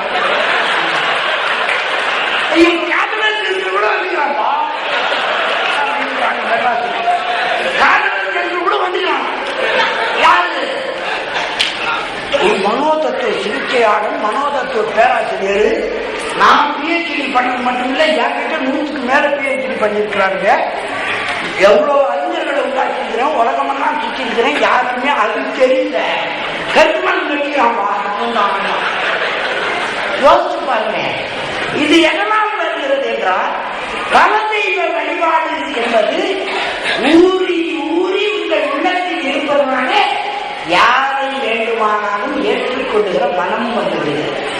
மூட்டை சுமக்கிறவனுக்கு கோயம்பேடு மார்க்கெட்ல இன்னைக்கு கூட 3 ரூபாய் யோசிக்கிறோம் உண்டா இல்லையா? மூட்டையை சுமந்து போடுறவனுக்கு, லாரியில ஏற்றவனுக்கு 3 ரூபாய் தரத்துக்கு இன்னும் யோசிக்கிறோம். இன்னும் 3 ரூபாய் கேட்கிறோம், போனதால 2 ரூபாய் தானே தந்தேன் அப்படின்றோம். மூட்டை சுமக்கிறவனுக்கு 3 ரூபாய் தர யோசிக்கிற நம்பதான் மூட்டை மாதிரி ஒண்ணு சுமக்கிற மாதிரி நினைச்சிட்டு 3 லட்சம் ரூபாய் வாங்கிட்டு போறானே அவனுக்கு ரசிகனா இருக்கும். மூட்டை சுமக்கிறவனுக்கு 3 ரூபாய். ஆனா மூட்டை மாதிரி அவன் மூட்டையை சுமக்க முடியும் ஒண்ணுடும். மூட்டை மாதிரி ஒண்ணு சுமக்கிற மாதிரி நடிக்கிறவருக்கு 3 லட்சம் ரூபாய் வாங்கிட்டு போறாரு. அவருக்கு நம்ம ரசிகராக இருக்கும். யோசிப்பாங்க, இது எங்க இருந்து வந்தது? கற்பனையில் தோன்றிய கலைகள் என்பதை வழிபட தொடங்கிய பல தெய்வ வழிபாடு மனத்தை ஆக்கிரமித்திருப்பதனாலே வந்தது. அந்த காலகட்டத்தில் தான் பெரியார் வந்தாரு. எவனும் கடவுள் இல்லை, எவனும் சாமியார் இல்லை, எவனும் மதவாதி இல்லை, எவனும் யோசனை இல்லை. எல்லாத்தையும் தெரிய ஆரம்பிச்சிட்டார். அது எனக்கு ரொம்ப பிடிச்சிருந்தது. ஆனா எவரும் சரியில்லை என்ற போது நான் சரியான நான் யோசிச்சேன். தலைவர் வர்றாருன்னா காரை திறப்பேன். வீரமணின்னு வச்சுக்கோங்களேன், வீரமணி வராதுன்னா எங்களுக்குள்ள பேசிட்டு இருக்கிறவங்க 4 பேர் இருப்போம். டக்குன்னு போய் கதவை திறப்பார். ஒருத்தர் முந்திக்கிட்டு யார் திறக்கிறாரோ அவருக்கு பெருமை. தலைவர் மனசுல நம்ம பண்ணிட்டோம். அது வரைக்கும் தலைவரை பத்தி திடீர்னு இருக்கும். நாங்க அங்க போய் பிலிம் காட்டுவான், நான் உள்பட இந்த பொய்மையை புரிந்து கொண்டதனாலே பல தெய்வ வழிபாடு இங்கேயும் இருக்கிறது என்பதை புரிந்து கொண்டேன். இப்ப நான் என்ன சொல்ல வரேன்னு புரியுதுங்களா உங்களுக்கு? ஏன் நாத்திகத்தில தொடர்ந்து நான் இருந்தும் கூட பல பேருக்கு பிரச்சாரம் செய்து கூட அந்த கொள்கையிலே நான் உறுதியாக இல்லாமல் இன்றைக்கு வெளியே வந்திருக்கிறேன்னா சாதாரணமா சும்மா வர்ற ஆள் இல்லை. நான் அங்கே இருந்த உறுதிப்பாடு இல்லாத தன்மையை எதை செய்யக்கூடாது என்று நாங்கள் சொன்னோமோ, உருவ வழிபாடு செய்யக்கூடாது என்று சொன்னோம், தலைவர்களை பூரா நிறுத்தி வச்சு உருவ வழிபாடு செய்திருக்கிறோம். உண்டா இல்லையா? அதே சிலைகளை வைத்து கியூனின்னு மாலை போடணும். அந்த பிறந்த நாளைக்கு ஒரு தலைவரும் உள்ளது கிடையாது. பாரதியிலிருந்து, பாரதிதாசனிலிருந்து, காழ்களிலிருந்து, கோப்புலிருந்து 10 சிலை வைத்ததால் அண்ணன் தலைவர் மீது உள்ள பற்றுதலை வெளிப்படுத்தினாலும் பாட்டு எழுதி டெல்லி சிலைக்கு மாலை போட்டுக்கிறோம். எக்மோன்ல இருக்கிற ஆதித்தனார் சிலைக்கு மட்டும் வருஷத்துக்கு ஒரு தடவை மாலை இல்லை, தினமும் மாலை போடுறாங்க. அவரு டெய்லி மேக்கப் அவருக்கு என்னடா காரணம் கேட்டா, உருவங்களை வழிபடுகிற உள்ளத்திலே இருந்து பகுத்தறிவாதிகள் நாத்திகர்கள் என்று சொன்ன நாங்களே மாறவில்லை. அங்கிருந்து தாழ்த்தப்பட்டவர்களுக்காக குரல் கொடுத்தேன். பாபா சாஹேப் டாக்டர் அம்பேத்கரை படிக்க ஆரம்பித்தேன். அந்த கூட்டங்களுக்கெல்லாம் போய் பேசினேன். அவர் பௌத்தத்தை ஏற்றுக்கொண்டார் என்பதை அறிந்து அந்த பௌத்த மதத்தை ஆராய்ச்சி செய்தேன். நானும் படித்தேன். பௌத்தத்தை பற்றி நான் எழுதிய புத்தகம் 2 பெரிய புத்தகங்கள்.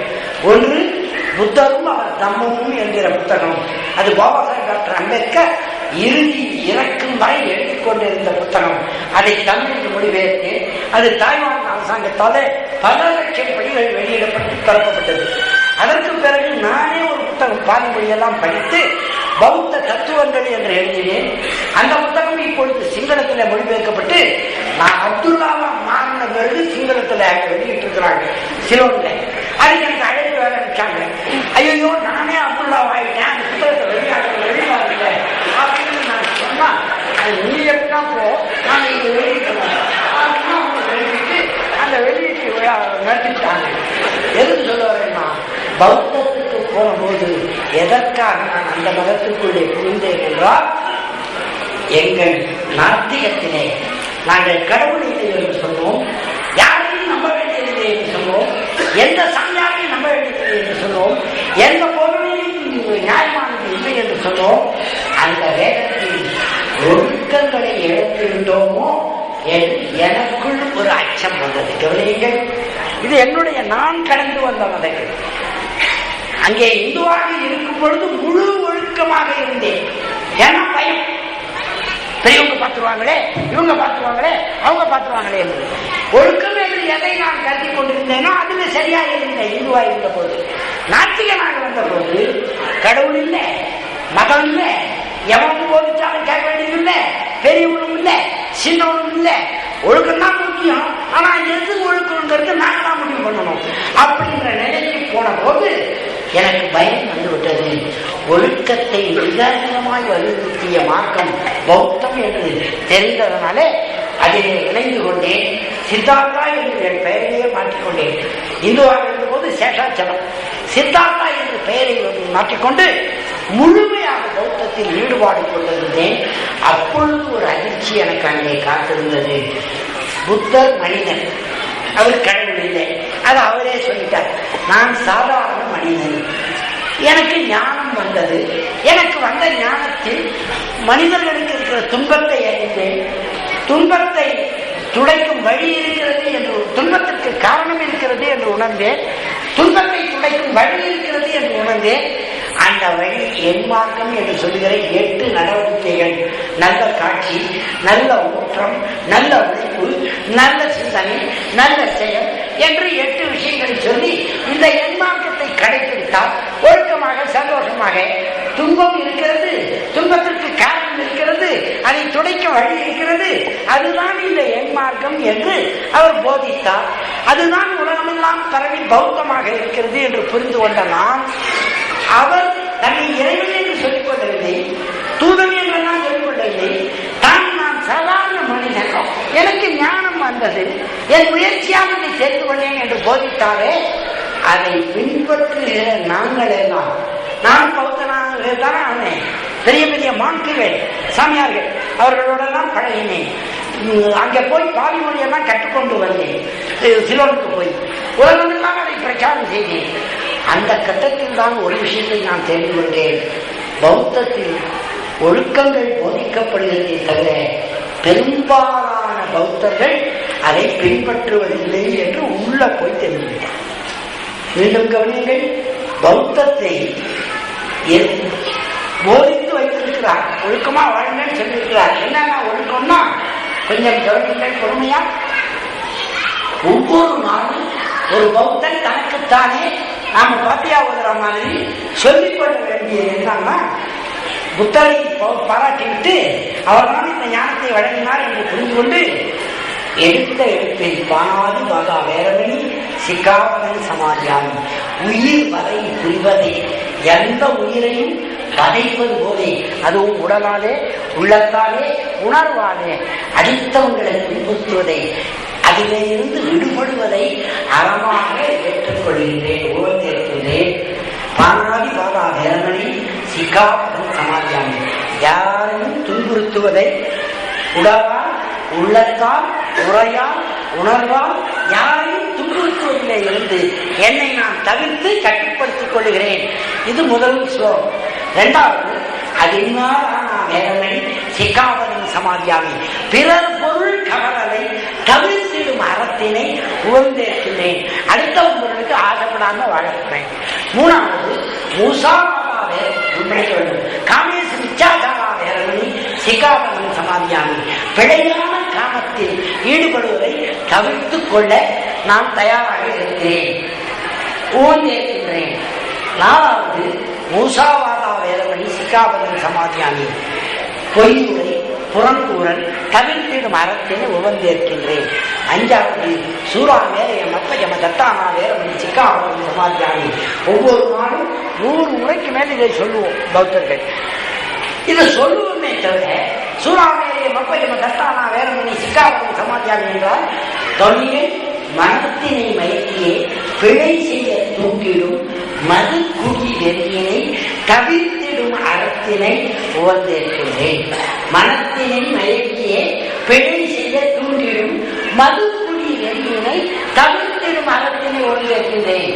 முதல்ல சொன்னது உயிர் வதை புரிவதை, உடலாலோ உள்ளத்தாலோ உணர்வாலோ உரையாலோ அடுத்தவங்களை துன்பப்படுத்த மாட்டேன்.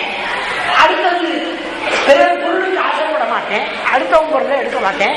மூணாவது, பிழையான காமத்தில் ஈடுபட மாட்டேன், தவறான விபச்சாரத்தில் ஈடுபட மாட்டேன் என்ற பொருள். நாலாவது, பொய்யூரை புறக்கூறல் செய்ய மாட்டேன். ஐந்தாவது, மனத்தினை மயக்கிய பிழை செய்ய துண்டிடும் மதுக்குடி வெறியினை தவிர்த்திடும் அறத்தினை உணர்ந்திருக்கின்றேன். இவ்வளவும் சொன்ன ஒரு 100 முறையாக சொல்லுவோம், எல்லாரும் சொல்லுவோம், உட்காண்டா சொல்லுவோம் பௌத்தர்கள். ஆனால் உலகம் பூரா இருக்கிற பௌத்தர்கள் பெரும்பாலும் அப்படி சில பேர் இருக்கிறாங்க, இல்லவே நான் போய் சொல்ல மாட்டேன். ஆனால் ரொம்ப ரொம்ப குறைந்தபட்சம் பேர் தான் இதை பின்பற்றுகிறார்களே தவிர பெரும்பாலானவர்கள் இதை பின்பற்றுவதில்லை. பிறர் பிறர் அதாவது பானாதிபாதா வேறமணி சிக்காபதம் சமாதியானி உயிர் வதை புரிவதை தவிர்த்திடும் அறத்தினை உணர்ந்திருக்கின்றன. செல்வரை கொன்னுவேன், பிஞ்சிடுவேன், கொலை பண்ணிடுவேன் என்று பேசுகிறவர்கள் பௌத்தர்கள் இருக்கிறோமா இல்லையா? இருக்கிறோம். அது எல்லாருக்கும் தெரியும். வெடி வைக்கிறது, ஒரு இனத்தையே அழிக்கிறது என்பதெல்லாம் நடந்து கொண்டிருப்பது என்பது உங்களுக்கு தெரியும். அது ஒரு பக்கம் இல்லை. இரண்டாவது, பிறர் பொருளுக்கு ஆசைப்படக்கூடாது. அப்புறம் எதுக்கு போராடுறாங்க? மூணாவது, விபச்சாரம் செய்யக்கூடாது. நல்லா கவனிங்க, தாய்லாந்துன்னு ஒரு நாடே வச்சிருக்கிறோம் அதுக்காக. அது பௌத்தர்கள் தான் அங்கே எல்லாரும், பெரும்பாலும் பௌத்தர்கள் தான். அதில் உலகத்துல அந்த நாட்டை அழிச்சிக்க முடியாது. அந்த மேட்டரை தெரிஞ்சவங்களுக்கு தெரியும், தெரியாதவங்க தெரியாம விட்டுரு. புரியுதுங்களா? அந்த நாட்டை அதுல அழிச்சிக்க முடியாது யாராலும். ஆனா அவங்களும் அந்த விபச்சாரத்தில் ஈடுபடுற ஆணோ பெண்ணோ சமாதியானு பெரிய புத்தக சேரனால கேட்டுதான் வருவாங்க. எதுக்கு? பிழையான காமத்தில் ஈடுபடுவதை தவிர்த்திடும் அறத்தினை உபதேசிக்கின்றேன்னு சொல்லிட்டு வந்தா அது செய்யுது. என்னன்னா அவர் இன்னும் தடிச்சிருவார புத்தர். நாங்க தானே சேர்த்து வச்சிருக்கோம் எவ்வளவு பெரிய சிலை. அவர் நம்மளை என்ன பண்ணுவார்? ஆட்டிட முடியுமா? அசிக்கிட முடியுமா? அவர் ஒன்றும் கடவுள் கிடையாது, இறைவன் கிடையாது, தன் மனிதர்கள் தானே சொல்லினார். அவர் தான் செத்து போயிட்டாரு. இப்ப என்ன பண்ணுவாருன்ற தைரியத்துலதான் இந்த அன்பையும் சொல்லுவது பெரும்பாலானவர்கள் செய்வதில்லை, நான் உட்பட. நாங்கள் இல்லை இருந்த போது எனக்கு ஆக்ஸ்போர்ட் பல்கலைக்கழகத்திலும் லாஸ் ஏஞ்சல்ஸ்ல கலிபோர்னியாவும் வேலை இருந்ததுனால மது பழக்கம் இருந்தது. ராத்திரி 7 மணி ஆச்சுன்னா அதுக்கு முன்னால்தான் வணங்குவேன். என்னன்னு சூரா நேரம் அப்பச்சம தட்டானா வேதமணி சிக்காபதின் சமாதியானு மனத்தினை மயக்கிய பிழை செய்ய தூண்டிடும் மதுக்குடி வெறியினை தவிர்த்திடும் அறத்தினை உமன் கேட்கின்றேன். அப்பா கையெல்லாம் வச்சு வச்சுட்டீங்களா? முந்திரி பக்கம் வச்சாச்சா? சோடா வைப்பா, பாட்டு வச்சியா? வெரி குட், ரசமா வைக்க போ வைக்க அப்படின்னு வேலை கண்ணை தட்டிட்டு இதை சொல்லிட்டு எதை சொல்லிட்டு மனத்தினை மயக்கிய பிழை செய்ய தூண்டிடும் மதுக்குடி வெறியினை தவிர்த்துடும் அறத்தினை உவந்தேன்னா சிவாசத்திற்காக ஏன் அது செய்யலன்னா நான் கன்வர்ஷன் மாதிரி சொல்றேன். அவர் என்ன பண்ணுவார் புத்தர்? நாங்க தானே படம் செய்து வச்சிருக்கிறோம், நாங்க தானே சேவை வச்சிருக்கிறோம், அவர் ஒன்றும் இறைவன் இல்லையே. இந்த நிலையில் இருந்த போதுதான் 2000 ஆண்டிலே எனக்கு ஒரு மனமாற்றம் ஏற்பட்டது. எனக்குள் ஒரு மிகப்பெரிய ஒரு கேள்வி எழுதிவிட்டது. அதை பற்றி இதுல எல்லாம் நீங்க நெட்டில் பார்த்துருப்பீங்க. அதை விதித்தால் நேரம் போயிடும். 2000 எனக்குள்ள ஒரு பெரிய கேள்வி எழுது, இறைவன் இருக்கிறானா இல்லையா? இல்லைன்னா எனக்கு ரொம்ப சௌகரியம். ஏன்னா பல தெய்வ வழிபாடுகளில் இருந்து ஒரு தெய்வமும் இல்லை என்ற நாத்திகனாகி பௌத்தத்தை ஏற்றுக்கொண்டு கடைசி வரைக்கும் கடவுளே இல்லை இல்லை இல்லவே இல்லை என்று சொல்லிக் கொண்டிருக்கிற எனக்கு இறைவன் இல்லை என்றால் கவலையே இல்லை இல்லையா? எனக்கு ஒரு சந்தேகம் வந்தது 2000 ஆண்டிலே. இறைவன் இல்லை இல்லை என்றோனே இல்லை என்றால் ரொம்ப சௌகரியம். எனக்கு இருந்து விட்டால் என்பது என்ன ஆபத்து? இந்த ஐக்கியம் வந்தது. அருமை சகோதர சகோதரிகளே, இதுவரைக்கும் நீங்க எப்படி கேட்டீங்களோ இனிமேல் கொஞ்சம் கௌரவமாக கேளுங்கள். இஸ்லாம் மற்ற மார்க்கங்களை சொன்னேன், நான் புகுந்து வந்தேன், நான் கடந்து வந்த மதங்களை சொன்னேன். இஸ்லாமில் என்ன தெரிந்து கொண்டேன் என்று சொல்ல போகிற இடம் இதுதான். எனக்கு கேள்வி வந்தது. என்ன கேள்வி? இறைவன் இருக்கிறானா இல்லையா? 2000 வந்தது. நான் பிறந்தது 1949. 50 வச்சாலும் அங்க இருந்து கணக்கு பாருங்க எவ்வளவு வருஷம் ஆச்சு. 100, அதாவது 50 ஆண்டுகள் ஆகிவிட்டது. 50 வயதுக்காரன் ஒரு 43 வருடங்களாக கொஞ்சம் அறிவுத்தறிவோடு இருந்து கொண்டு இருக்கிறவன், படித்தவன், பெரிய விஞ்ஞானம் எல்லாம் படித்தவன், மார்க்சியத்தை எல்லாம் அறிந்து வைத்திருந்தேன். பெரியாருடைய தொண்டனாக மிகப்பெரிய பிரபலமாக புகழும் பணமும் எல்லாம் எனக்கு கிடைத்துக் கொண்டிருந்தது. என் விஞ்ஞானத்தினாலும் என்னுடைய சிகிச்சையினாலும் உலக பயணமெல்லாம். என்னுடைய பாஸ்போர்ட்டை பார்த்தீங்கன்னா நீங்க ஆச்சரியப்பட்டு போவீங்க. அதுல போகாத நாடே இல்லை. அந்த அளவுக்கு ஸ்டாம்ப் குத்துறதுக்கு நேற்று வரும்போது கத்தார்ல ஸ்டாம்ப் குத்துறதுக்கு இடமே இல்லை. சும்மா ஒரு ஸ்டாம்ப் போடுறதுக்கு கடைசியில வேற பாஸ்போர்ட், எனக்கு முன்னாடி இருக்கிற பாஸ்போர்ட்டை விட்டு கொடுத்துடுறாங்க. இந்த மாதிரி இவ்வளவு பயணங்கள் செய்து புகழ் பெற்று வந்த எனக்கு இந்த கேள்வி வந்தது. நாம் இறைவன் இல்லைங்கிறமே, இல்லைன்னா சந்தேகம் இருந்து விட்டால் என்றது என்ன ஆகும்? சரி, இப்ப நம்ம தெரிஞ்சுக்கத்தான் வேணும் இறைவன் இருக்கிறானா இல்லையா. அப்படி எனக்கு ஒரு கேள்வி வந்தது. சகோதர சகோதரிகளே, இதுவரைக்கும் வந்த வேதங்கள் இன்ஜில் உட்பட, அதாவது பைபிள் உட்பட பவுலாலே எழுதப்பட்ட பல விஷயங்கள் தான் ஈசா நபியை கடவுளாக்கிவிட்டது. இதையெல்லாம் தெரிந்து வைத்திருந்தனா எந்த மதத்திலும் இறைவனை பற்றி பேசப்பட்டிருக்கிறதே தவிர இறைவனே பேசினால்தானே இறைவன் இருக்கிறான் என்று என்னால் ஒப்புக்கொள்ள முடியும் என்று என் அறிவு சொன்னதுனாலே இறைவனே பேசிய நூல் வேண்டும், இறைவனே சொன்ன விஷயங்கள் வேண்டும். அதில் மனிதன் வார்த்தை ஒன்று கூட இல்லாமல் இருக்க வேண்டும். அதில் எப்படி கண்டுபிடிக்கிறது? இந்த தாடி வச்சுக்கிறவங்க தொப்பி வச்சுக்கிறவங்க சொல்லிட்டாங்கன்னா நம்பிடுறதா? நம்பனா நான் பெரியாதாசனா இருக்க முடியாது. இவங்க சொல்றதை நான் நம்ப முடியாது. திருக்குறானை கொடுத்தார்கள், ஆனால் அது இறைவன் விஷயம்தான், இறைவனே இறக்கி வைத்த வேதம் தான் என்பதை ஒப்புக்கொள்வதற்கு என் அறிவு சிற்றறிவு 5 நிபந்தனைகளை எனக்குள்ளே ஏற்படுத்தியது. 5 நிபந்தனைகள். ஒன்று, 23 வருடங்களில் இறக்கப்பட்டிருக்கிற அந்த வேதம், வேறு வேறு சந்தர்ப்பங்களில் இறக்கப்பட்டிருக்கிற அந்த வேதம் தொகுக்கப்பட்டிருக்கிறது என்றால் திருக்குர்ஆன் இறைவனால் வழங்கப்பட்ட வார்த்தைகள் தான் அதில் இருக்கிறதே தவிர மனிதனின் வார்த்தை ஒன்று கூட இல்லை என்றால் அது நிச்சயமாக லாஜிக்கல் என்று சொல்லப்படுகிற தர்க்க ரீதியாக சோதித்து பார்த்தால் முரண்பாடுகள் இருக்கக்கூடாது. இருந்தால் இறைவனின் சொல்லாக இருக்க முடியுமா? மனிதன் சொற்களிலே தான் முரண்பாடுகள் உண்டா இல்லையா? இன்னைக்கே நம்ம பார்க்கணும் அரசியல்வாதிகள் பேசுறதே. நான் இறந்தால் கூட என் தலைவனுடைய மடியிலே நான் என் உயிர் போக வேண்டும், அவனுடைய கொடி போட்டுத்தான் என் உயிர் சுடுகாட்டுக்கு போக வேண்டும்.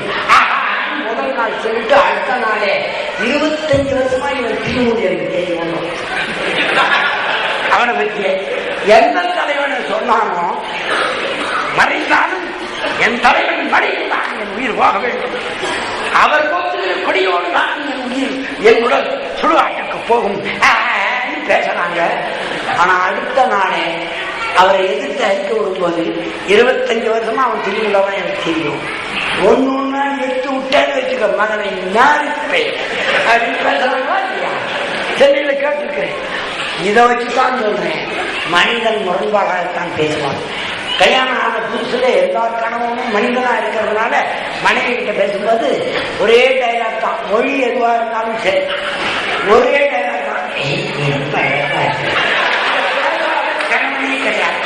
இதை ஒத்துக்கிட்ட மனைவி உலகத்திலேயே இவரு சொல்லுவாரு ரொம்ப அழகா இருக்கு. அந்த அம்மா குடிஞ்சத்துல நின்றாங்க,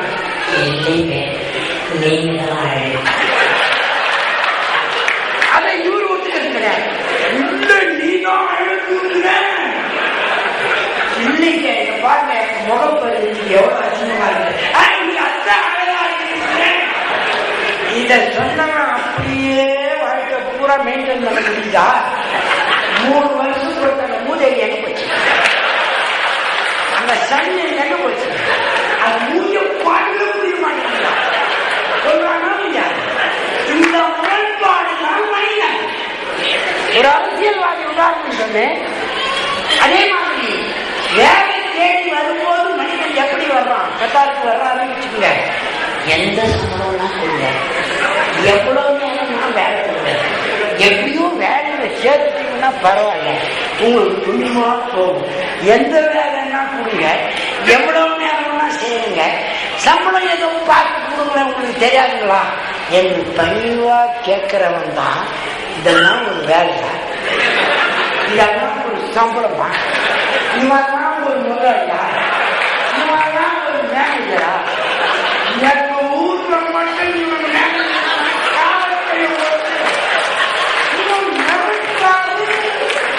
அப்ப நினைச்சு பார்க்கணும். முதல் நாளைக்கு நான் பேசுறேன், I basically submit myself to you, the honorable person, to do all the duties as expected என்று சொல்ல. அப்போ சொன்னதை ஏன் மாற்றணும்? மனுஷன் வேற ஒரு காரணமும் இல்லை. புலி தன் புள்ளிகளை மாற்றிக்கொள்ளாது, தன்னுடைய உணவை மாற்றிக்கொள்ளாது, புறா தன்னுடைய நடப்பை மாற்றிக்கொள்ளாது, குதிரை தன்னுடைய ஏகத்தை குறைத்துக் கொள்ளாது. படைப்பிலே மனிதன் மட்டும்தான் மாற்றிக்கொள்வான். அந்த மாற்றம் தான் இறைவனாலே அவனுக்கு அளிக்கப்பட்ட சுதந்திரம். ஆனால் அதன் மூலம் அவனே தன்னை ஏமாற்றிக் கொள்வான். மாற்றிக்கொள்வது வளர்ச்சி, ஏமாற்றிக் கொள்வது தளர்ச்சி. மாற்றிக்கொள்கிற வேகத்தில் நம்மை நாமே முரண்பட்டு ஏமாற்றிக் கொள்கிறோமே. மனிதன் சொல்லுகிற எதுவும் எதை பற்றியதா இருந்தாலும் முரண்பாடாகத்தான் இருக்கும். ஆனால் இறைவன் சொன்ன வேதம் என்று நீங்கள் தந்தீர்களே, அந்த வேதத்தில் முரண்பாடு இருக்கிறதா என்று மணிக்கணக்காக, வாரக்கணக்காக, நாள் கணக்காக, வாரக்கணக்காக ஒவ்வொரு வசனத்தையும் இன்னொரு வசனத்தோடு ஒப்பிட்டு பார்த்து தர்க்க ரீதியாக முரண்பாடு இல்லாத உலகத்தில் ஒரே திருக்குறான் என்ற முடிவுக்கு நான் வந்தேன். உலகத்திலேயே பிசிக்ஸ் புத்தகத்துல முதல்ல இருந்து கடைசி வரைக்கும் படிச்சு பாருங்க. பேட்டிபாயினுடைய அக்கௌண்டன்சி படிச்சு பாருங்க. முரண்பாடு இருக்குமா இருக்காதா? பிசினஸ் மேனேஜ்மெண்ட்ல முதல்ல இருந்து கடைசி வரைக்கும் படிங்க. முரண்பாடு இருக்குமா இருக்காதா? ஏன் அரபி எழுத்துக்களை கற்று தர்ற இதுலயே பாருங்க. முதல்ல எழுதும் போது முழுசா எழுதணும், கடைசியில எழுதும் போது பாதி எழுதணும், நடுவில் எழுதும்போது வெறும் கோடு போட்ட போதும் மாறி மாறி இருக்கு. மனுஷன் எழுதணும், அப்படித்தான் எழுதணும். ஆனா இறைவன் சொன்ன விஷயத்துல முரண்பாடே இல்லை. 23 வருடங்களில் இறக்கப்பட்ட அந்த ஒரு நூலில் மட்டும்தான், அதுபோல் வேதங்கள் என்று சொல்லப்பட்டவை என்றெல்லாம் படித்த பிறகுதான் இந்த முடிவுக்கு வந்தேன். திருக்குறானில் மட்டும்தான் முரண்பாடுகள் இல்லை இல்லை இல்லை. அது எப்படியா ஒன்று மட்டும் தெரிஞ்சு என்று தெரிந்தேன்னு கேட்டீங்கன்னா, மொழிபெயர்ப்பிலே தாய்மொழியிலே தயவு செய்து முஸ்லிம்களும் முஸ்லிம் அல்லாத சகோதரர்களும் ஒரு முறையாவது அந்த ஹோலி குரானை ஹோல் குரானாக படிக்கிறேன். முஸ்லிம்களுக்கு இதை சொல்றதுக்கு உரிமை இருக்குதா இல்லையான்னு எனக்கு தெரியல. எனக்கு தகவல் தவறாக தெரிந்திருந்தா நீங்க திருத்துங்க, காயப்படுத்தாதீர்கள், கண்ணியமாக என்னை திருத்துங்கள்.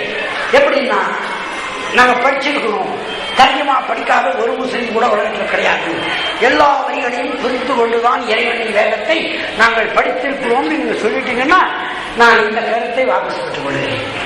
அப்படி நீங்க இதை ஒத்துக்கிட்டீங்கன்னா, ஆமாங்க கொஞ்சம் படிச்சிருக்கிறோம், அங்க கொஞ்சம் படிச்சிருக்கோம், இங்க கொஞ்சம் படிச்சிருக்கிறோம், அந்த பயான கொஞ்சம் கேட்டுக்கிறோம், இந்த பயான கொஞ்சம் கேட்டுக்கிறோம், ஆரம்பிச்சாங்க வேலை எல்லாருக்கும் அவங்க படிச்சிருப்பாங்க, நாங்க நிறைய வேலை இருக்கிறவங்க நாங்க அப்படியெல்லாம் முழுசா படிச்சது இல்லைன்னு நீங்க சொன்னீங்கன்னா, இறைவன் உங்களுக்காக ஏற்றி வைத்த அந்த வேதம் உங்களுக்கு வழிகாட்டுவதற்காக, நேர் வழி காட்டுவதற்காக, அவன் கோபத்திற்கு ஆளாகாதவர்கள் வழியிலே நின்று நிறைக்க வேண்டும் என்பதற்காக, மறுமை நாள் திருநாளிலே சூழம் செல்வதற்கு வழிமுறைகளாக அவன் காட்டியிருக்கிற விஷயங்களை அறிந்து கொள்வதற்காக ஒரு முறை சகோதர சகோதரிகள் இஸ்லாமியர்களாக இருப்பவர்கள் இந்த திருக்குறானை ஹோலி குரானை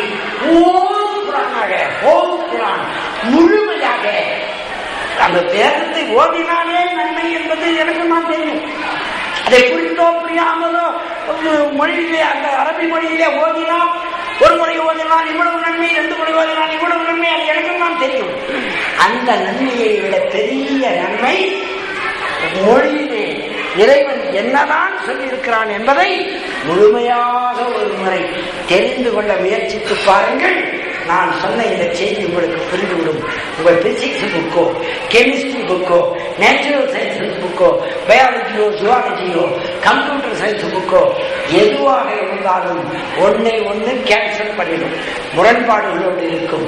இந்த வேதம் 1431 ஆண்டுகளாய் ஒரு முரண்பாடு இல்லாமல் பாதுகாக்கப்பட்டிருக்கிறது. இந்த நூலை தவிர வேறு நூல் இல்லை அந்த மாதிரி உலகத்தில். இதை தெரிந்து கொண்டுதான் 5 ஒரு பங்கு இஸ்லாமிய நாடு.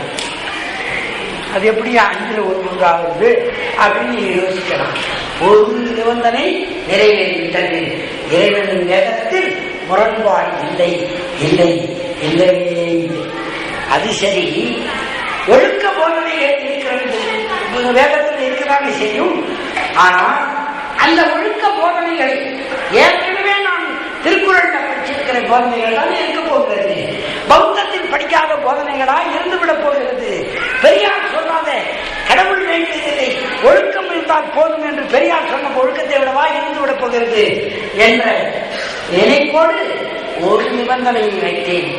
இந்த ஒழுக்கத்தை போதித்து இருக்கும், நிச்சயமாக இருக்கிறான் ஒழுக்கத்தை போதித்து இருக்கும் நல்ல வழியிலே. ஆனால் அந்த ஒழுக்கப்படி நடந்தால் எனக்கு என்ன பரிசு தருவாங்க? அங்கெல்லாம் என்ன அடிபட்டதுன்னா, ஒழுக்கத்தை போதிச்சாங்களே தவிர அந்த ஒழுக்கத்தை நான் நிறைவேற்றினால் எனக்கு என்ன நன்மை என்று அவர்கள் சொல்லலை. ஒழுக்கத்தை போதிச்சிருக்கிறோம், இதை கடைபிடிப்பதே நன்மை. நாங்கள் இதை மனசு ஒத்துக்குமா? உழைப்பதே நன்மை. சும்மா போட்டோம், உழைக்க மாட்டோம். உழைச்சா கூலி கிடைக்கணுமே. நாம் நல்ல ஒழுக்கத்தோடு அதில் போதிக்கப்பட்ட ஒழுக்கங்களை தவறாமல் நாம் கடைபிடித்தால் எனக்கு என்ன நன்மை என்றதில் சொல்லப்பட்டிருக்க வேண்டும். கடைபிடிக்கவில்லை என்றால் என்ன தீமை என்று எச்சரித்திருக்க வேண்டும். இது திருக்குறானில் இருக்கிறதா என்று பார்த்தேன். நம்புங்கள் சகோதர சகோதரிகளே, திருக்குறானில் மட்டும்தான் இது இருக்கிறது.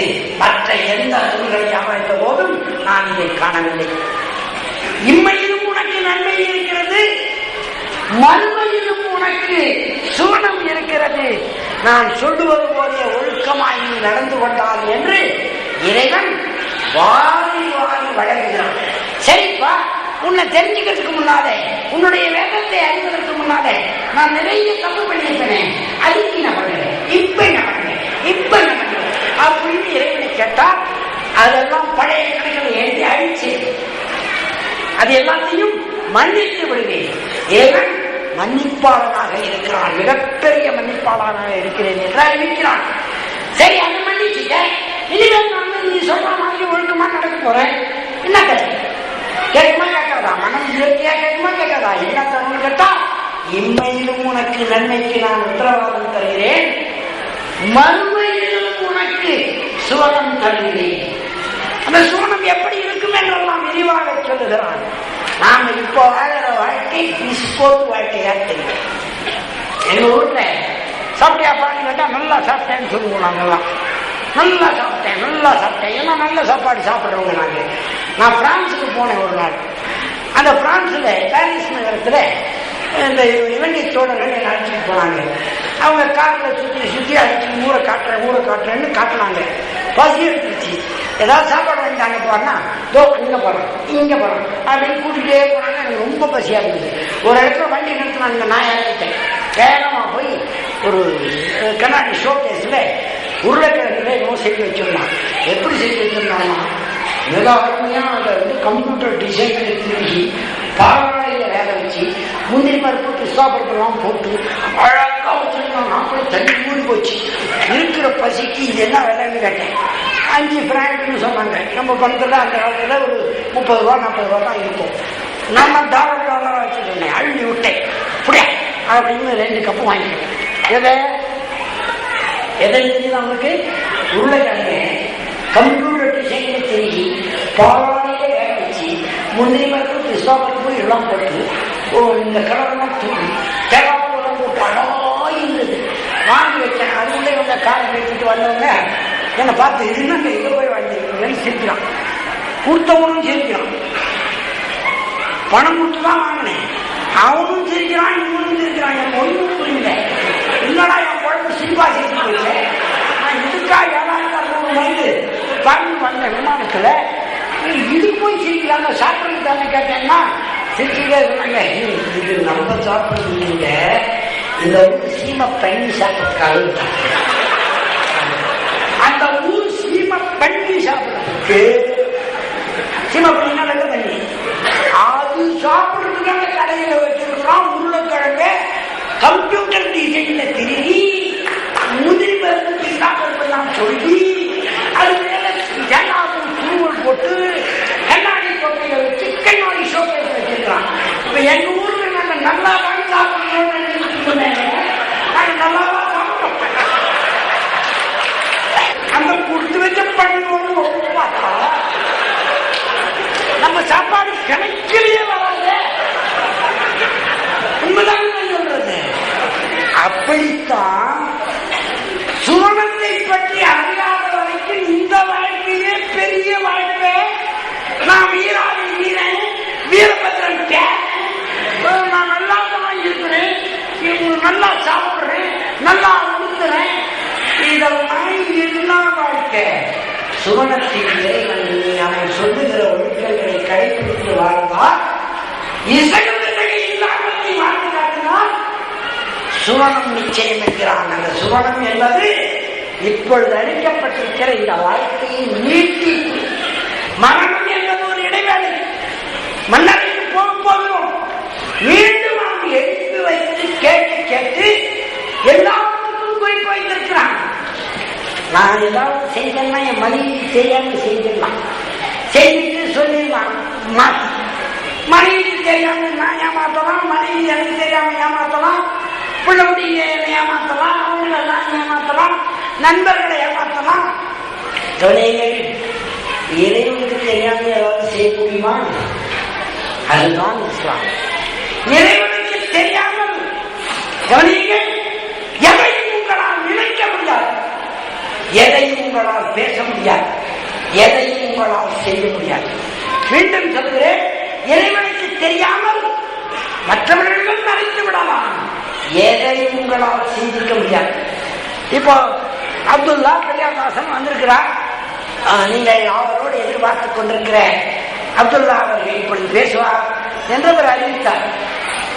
அறிவிச்சது நமக்கு கேட்டது, ஆனா மனசுக்குள்ள நினைச்சிருக்கலாம், முன்னாடி வந்தா இவன் வந்து என்னமோ பேச போறான், இது நம்ம கத்துக்கணும்,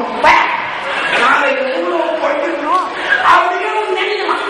இது எனக்கு தெரியாமல் மறக்கிறானே தவிர, ஒரு உதாரணத்துக்கு சொன்னேன், புரியறதுக்காக சொல்றேன், மனசுல நினைச்சுக்கலாம். இது இவருக்கு தெரியாம எனக்கு தெரியாம இவர் மறைக்கலாம், மனைவிக்கு தெரியாம நம்ம நினைக்கலாம், முதலாளிக்கு தெரியாம தொழிலாளி நினைக்கலாம், தொழிலாளிக்கு தெரியாம முதலாளி நினைக்கலாம், நண்பர்கள் ஒருத்தருக்கு ஒருத்தர் தெரியாம நினைக்கலாம். இறைவனுக்கு தெரியாதவர்களால் எதையாவது நினைக்க முடியுமா? அந்த அச்சத்துக்கு பெயர் இஸ்லாம். நபிகள் நாயகம் ஸல்லல்லாஹு அலைஹி வஸல்லம் வாழ்ந்து காட்டிய முறை என்ன தெரியுமா? முழு இறை அச்சத்தோடு வாழ்ந்தார், முழு இறை அச்சத்தோடு வாழ்ந்தார். எல்லா செயலில் அவர் இறை செய்தியை எட்டி வைக்கும் போது, தன்னை நபியை சொல்லிக் கொள்ளும் பொழுது வந்த எதிர்ப்புகள் எல்லாம் எப்படி அவர் சந்தித்தார்? இறைவனின் பலத்தோடு தான் சந்தித்தாரே தவிர, இறைவனின் நம்பிக்கையோடு தான் அந்த பிரச்சனைகளை அணுகினாரே தவிர, இறை அச்சத்தோடு தான் அவர் நடந்து காட்டினாரே தவிர, நாம் தான் பெரியாளர் என்ற எண்ணம் அவருக்கு ஒரு துளியும் இல்லை, இல்லை, இல்லவே இல்லை. அதுதான் இஸ்லாம்.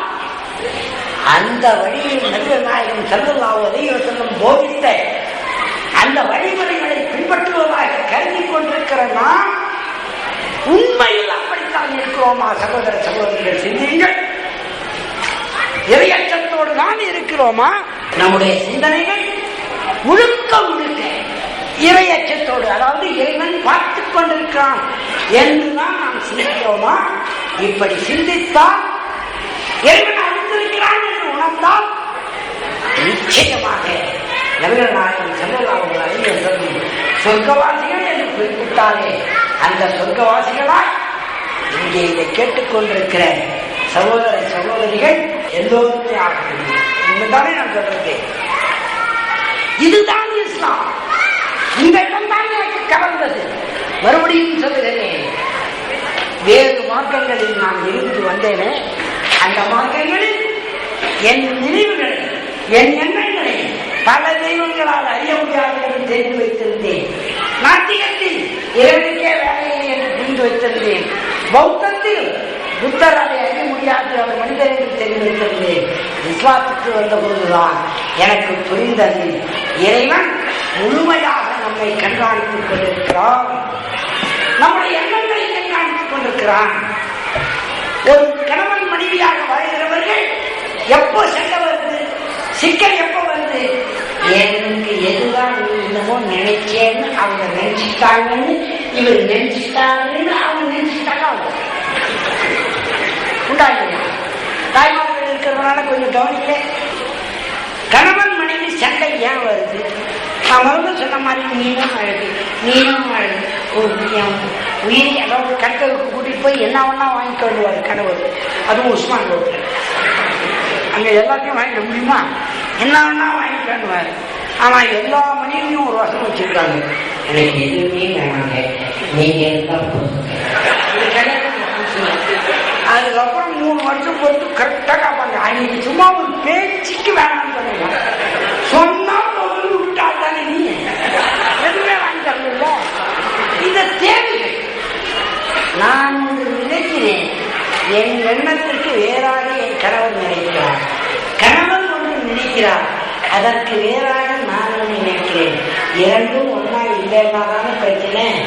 இரண்டும் இறைவன் பார்த்துக் கொண்டிருக்கிறான் என்று நினைத்தால் நேர்வழியில் நீங்கள் செல்கிறீர்கள். அங்கே முரண்பாடு வருமா? நான் ஒரு மாதிரி, அவங்க ஒரு மாதிரி. எப்படி நினைக்க முடியும்? எப்படி நினைக்க முடியும்? நிச்சயமாக முடியாது, முடியாது, முடியாது. பிள்ளைகள் படிக்கலைங்கிறோம். கணவன் மனைவி சண்டை வருது. என் மனைவி பேசவே மாட்டேன்றாங்க, தலையை வச்சு கொண்டு இருக்கிறாங்க, இருக்கிறாங்க, என்ன சொன்னாலும் கேட்க மாட்டேங்கிறாங்க, எதிர்த்து பேசுறாங்க, கவலையா இருக்கிறாங்க, என்னன்னே புரிஞ்சுக்க முடியல அப்படின்னு எனக்கு சிரிச்சுட்டு வராங்க. சுலபமா நான் சொல்றேன் கேளுங்க. அவங்க நினைக்கிறாங்க என்ன பண்றதுன்னு புரியலன்னா, அவங்க இன்னமும் கோபமா இருக்கிறாங்கன்னா, உமர் அவரை பற்றிய விஷயத்தை படிச்சு பாருங்க. ஹதீஸ்ல உமரும் கோபமா வர்றாரு, வாழ் கையில் எடுத்துட்டு வர்றாரு, வெட்டாம விடமாட்டேன்னு வர்றாரு. அவரு இஸ்லாத்துல இந்த 2 பேர் அபூஜஹலையும் உமரையும் 2 பேர்ல ஒருத்தரையாவது இஸ்லாத்துக்கு கொடுத்தால் இந்த தீனை நிலைநாட்டுவது எளிது என்று நபிகள் நாயகம் ஸல்லல்லாஹு அலைஹி வஸல்லம் நினைக்கிறாங்க. கோபமா வெட்டுவேன்னு வந்தவரை இதுல சேர்க்கறதுக்கு என்ன முயற்சி எடுத்தாங்க? பஞ்சாயத்து வச்சாங்களா, இல்ல அடியாளங்களை எல்லாம் அனுப்புனாங்களா, இல்ல கட்ட பஞ்சாயத்து ஏதாவது பண்ணாங்களா, இல்ல சண்டை கண்டைக்கு போனாங்களா? அவரு வெட்டாம விடமாட்டேன்னு உமர் ரவி வராது. நபிகள் நாயகம் ஸல்லல்லாஹு அலைஹி வஸல்லம் மண்டியிட்டு இறைவன் இடத்துல வேண்டிக்கிறார், அந்த 2 பேர்ல ஒருத்தரையாவது எனக்கு கொண்டு வந்து சேரும். கட்சியில் என்ன நடக்குது? யாரோ ஒரு ஜாதிகாரிகிட்ட போய் கேட்கிறாரு உமர், என்னன்னு கேட்கிறாரு, எங்க உங்களை எங்க தன்னை நபின்னு சொல்லிக்கிறாரமே, தானா இறுதி தூதர்னு சொல்லிக்கிறாரமே, அப்ப நாங்களாம் யாரு? அது போட்டோம். அவர் சொல்ற இறைவனை தான் நாங்க வழிபடணுமாமே, பரம்பரையா நாங்க வழிபட்டுக்கிட்டு வர்றேன், எங்க முன்னோர்கள் வழிபட்ட தெய்வத்தை வழிபடக்கூடாதாமே. எங்க யாரு வெட்டாம விட மாட்டேன், 100 ஒட்டகம் பரிசு சிவப்பு ஒட்டகம் காத்துக்கிட்டு இருக்குது, வெட்டாம விட மாட்டேன்னு 2 பேர் 2 பக்கம் தெரியறதுக்குள்ள ஒருத்தர் இந்த மாதிரி வந்த உடனே உமரே அந்த பெரியவர் சொன்னாராம், இதுக்காக நீ வெட்டுறதுன்னா நோம்பலுக்கு வெட்டுறது அப்படின்னாக்க உங்க தங்கச்சி கூட இதுதான் சொல்லிட்டு இருக்குது தெரியுமா அவனுக்கு, உங்க மச்சான் கூட இதுதான் சொல்லிட்டு இருக்கிறாங்க தெரியுமா அவனுக்கு பயா அப்படின்னு போயிட்டு அவங்க பெரியவர். ஒவ்வொருக்கு பாத்திரம் அதிகமாகி போச்சு. என் தங்கச்சி அப்படி சேர்ந்தாங்களா, என் எச்ச பால் குடிச்ச சேர்ந்தாளா, வெட்டின முதல்ல அவளை இங்க வர்றாரு. அங்கே வேதம் வாசிக்கப்படுகிறது. இவர் வராருன்னு தெரிஞ்சு உடனே மூடி வச்சுட்டாங்க, மறைச்சு வச்சுட்டாங்க. இப்ப என்ன படிச்சுட்டு இருந்த சொல்லு, இப்ப என்ன படிச்சுட்டு இருந்த சொல்லுன்னு ரத்தம் வர அளவுக்கு முகத்தில் அறையிறாரு, ரத்தம் வருது. ஆனாலும் சொல்ல முடியாதுன்றாங்க. ஏன் சொல்ல மாட்டேன், நீ தங்கச்சி இல்லை சொல்லு அப்படின்னா சுத்தமா இருக்கிறவங்களுக்கு தான் சொல்ல முடியும். இது வேதம், இது சொல்ல முடியாது. சுத்தமா இருக்கும், குடிச்சிட்டு பண்ணிட்டாரு. ஆனாலும் விடாம வாட கையை எடுத்துட்டாரு, வராது. இப்ப படி, சுத்தமா வந்துட்டேன், இப்ப படி. அப்பொழுது இறைவசனம் படிக்கப்படுகிறது. இடி தாக்குவது போல அவர் இதயத்தை தாக்குகிறது, கண்களிலே கண்ணீர் மழையாக பொழிகிறது. அப்படியே வாழ நடுங்கிய கைகளோடு நேரம் நபிகள் நாயகம் ஸல்லல்லாஹு அலைஹி வஸல்லம் வாசப்பட்டு போறாரு. அங்கே அவர் வந்து இவரை கட்டி தள்ளிட்டு வர்றாரு. என்ன ஏற்கனவே கேட்டு வச்சாச்சு, இறைவன் சாங்ஷன் பண்ணிட்டான். அவர் கலிமா சொல்லி விசுவாசத்தில் சேர்த்தார். எந்த முகமது நபி நபிகள் நாயகம் ஸல்லல்லாஹு அலைஹி வஸல்லத்தை வெட்டாமல் விட மாட்டேன்னு வாழெடுத்து தெரிஞ்சாரோ, அவர் இறந்து விட்டார் என்ற செய்தி சொல்லப்பட்ட போது யாராவது அவர் இறந்தாலும் சொன்னால் குதிச்சது அவர் தான். அபூபக்கர்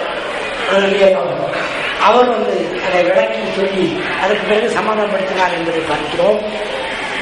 இப்போ இந்த செய்தியை தாய்மார்களுக்காக தான் சொல்லியிருக்கிறேன்.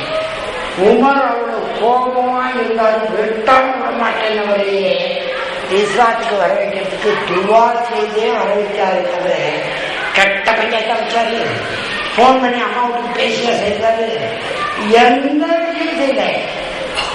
ஆயிஷா அவங்களுக்கு கலங்கமே வந்த போது கூட துவா செய்துதான் இந்த பிரச்சனை தீர்க்கப்பட்டது.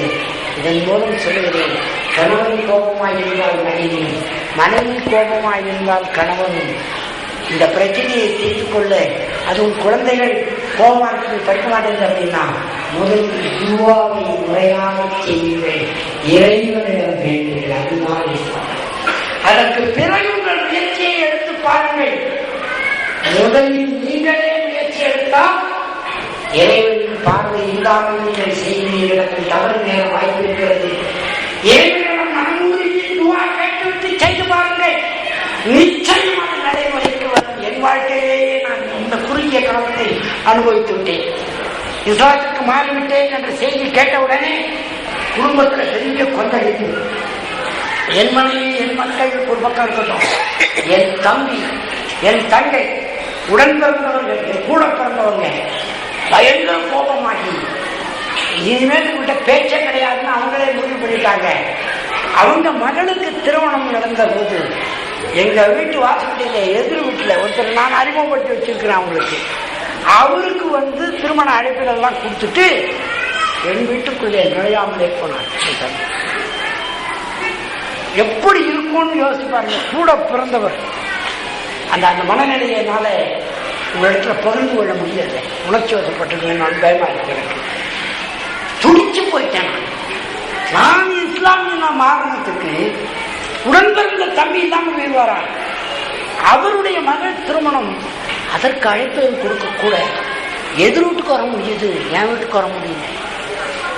அப்போ நான் ஏதாவது தப்பு பண்ணிட்டேனா, இல்ல அவர் தப்பு பண்ணிட்டாரா? இந்த பிரச்சனையை எப்படி தீர்க்கிறது? அழுகையா வந்தது.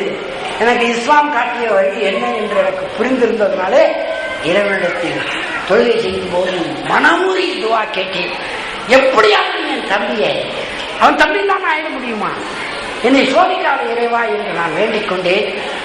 சொன்னால் நம்பருக்கு கூட கடினமா இருக்கின்ற இறைவன் அவனுடைய திட்டங்களை நாம் அறிந்தவர்கள் இல்லை. சூரா லுக்மானிலே சொல்லப்படுகிறதே, உலகம் முழுக்க இருக்கிற, பூமியில் இருக்கிற எல்லா மரங்களையும் பேனாக்களாக்கி, கடல்களில் இருக்கிற 7 கடல் நீரையும் மையாக்கி ஊற்றி அவற்றில் எழுதி முடித்தாலும் இறைவனின் புகழை, அவனுடைய வல்லமையை எழுதி காட்ட முடியாது என்று இறைவனே சொல்லுகிறான் அல்லவா? அது மட்டுமல்ல, ஒரு மலை அடிவாரத்தில் ஒரு கடுகின் விதை காணாமல் போனால் கூட அறிந்து தெரிந்தவனாக இருக்கிறான் இறைவன். கடுகு கூட தெரியும். சந்தனக்கடத்தல் வீரப்பன் காணாமல் போயிட்டு தேடிட்டு இருந்த போது பல கோடி ரூபாய் செலவு பண்ணி கடைசியா கண்டுபிடிச்சு ஒரு விஷயத்த சொன்னாங்க, அவனை கண்டுபிடிக்க முடியாது. யாரும் போலீஸ் அதிகாரிகள், பெரிய அதிகாரிகள் ஏயா கண்டுபிடிக்க முடியாதுன்னு சொன்னா ஓமையோடு சொன்னாங்க. வைக்கோல் போர்ல ஊசி விழுந்துட்டா கண்டுபிடிக்க முடியுமா? அதுவா வந்தாதான் கண்டுபிடிக்க முடியும். கடைசியில் அதுவா வந்தது, கண்டுபிடிச்சிட்டாங்க. அது வேற விஷயம். வைக்கோல் போர்ல ஊசி விழுந்தா கண்டுபிடிக்க முடியுமா? இவ்வளவு பெரிய காட்டுல ஒரு ஆளை எப்படியா கண்டுபிடிக்க முடியும்?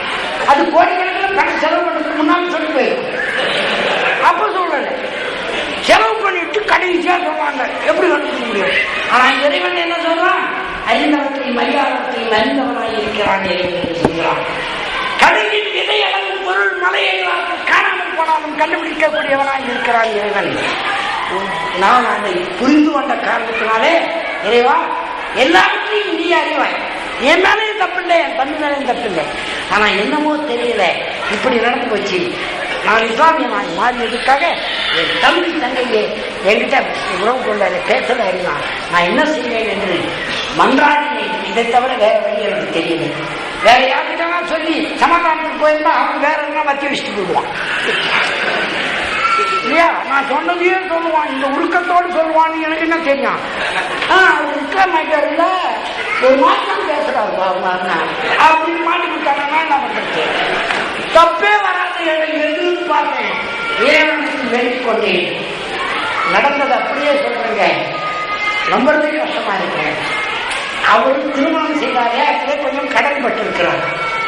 இந்த அது ஒரு பெரிய தொகையே வட்டிக்கு வாங்கியிருக்கிறார். அந்த வட்டிக்கு வாங்கினது மிக அதிகமான வட்டி. இவர் சம்பாத்தியத்தை மொத்தமாகவே வட்டியா கொடுத்தா கூட வட்டி தான் தர முடியும், கடன் அடைக்க முடியாது. இந்த சிக்கலில் இருக்கிறார். இந்த கல்யாணம் முடிஞ்ச பிறகு அந்த செய்தியெல்லாம் எனக்கு தெரியாது.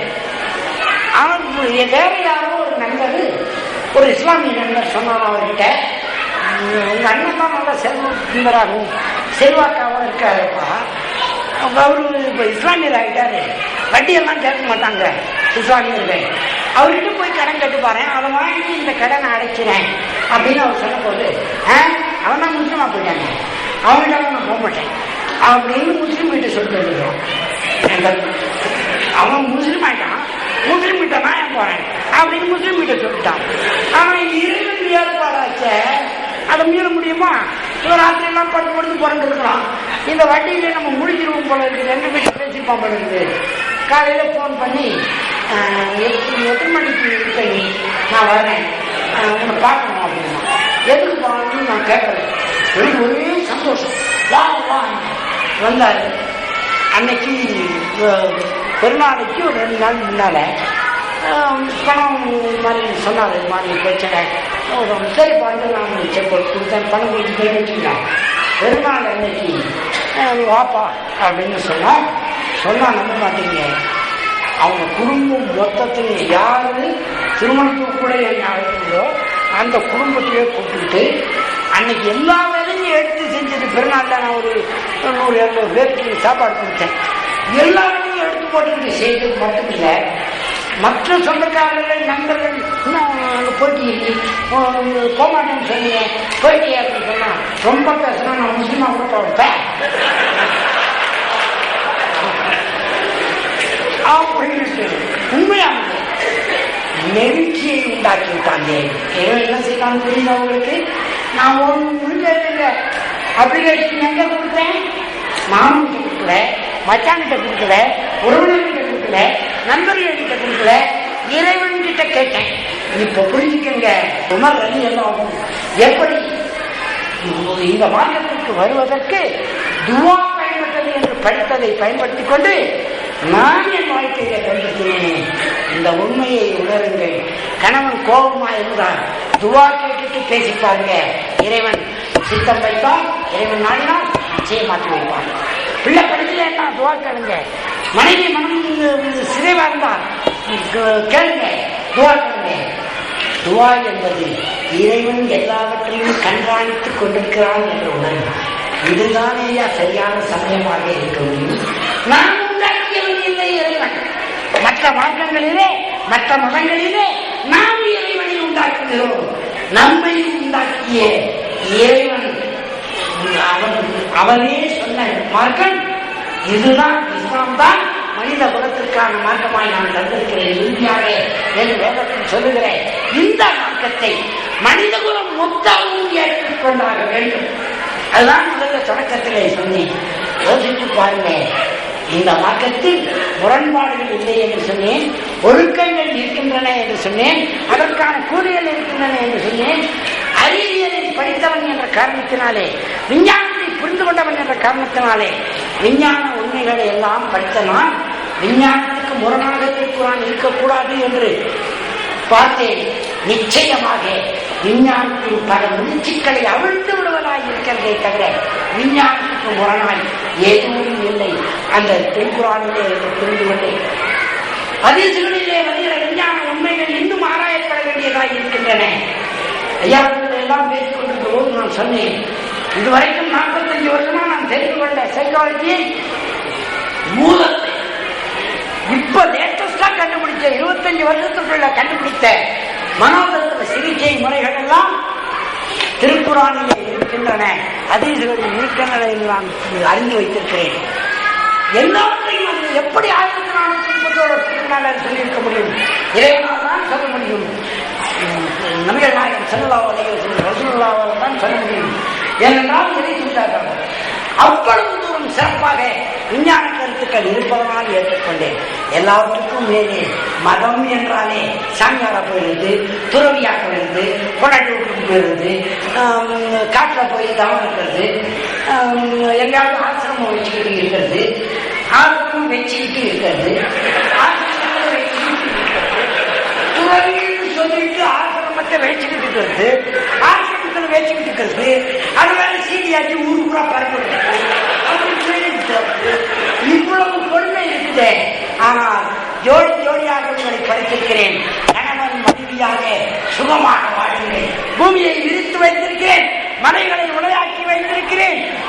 சுகத்திற்காக, தூக்கத்தில் சுகம் பெறுவதற்காக உங்களுக்கு வழிகள் செய்திருக்கிறேன். ஜோடி ஜோடியாக படித்திருக்கிறேன். இன்பமாக வாழுங்கள் என்று அறிவுறுத்துகிறானே. இஸ்லாத்தில் மட்டும்தான் இது போற்றப்படுகிறது. இஸ்லாத்தை தவிர மற்றதெல்லாம் வாழ்வாவதே மண்ணாவதே செய்யும். மனைவி கிட்ட படுக்க போகும் போது இறைவனின் நினைவோடு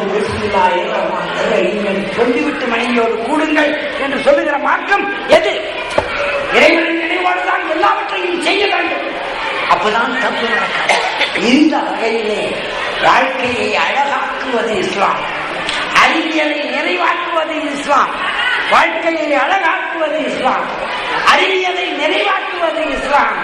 ஒழுக்கங்களுக்கு ஒழுக்கமாய் நடந்தால் சுவனமும் இம்மை நலங்களும் சுவனமும் வறுமையும், தவறாக நடந்தால் நிச்சயமாக நரக நெருப்பு தண்டனையும் வழங்கக்கூடியதாக இறைவன் அறிவித்திருக்கிற இஸ்லாம், அச்சுறுத்துவதாக எச்சரிப்பதாக இருக்கிற இஸ்லாம்.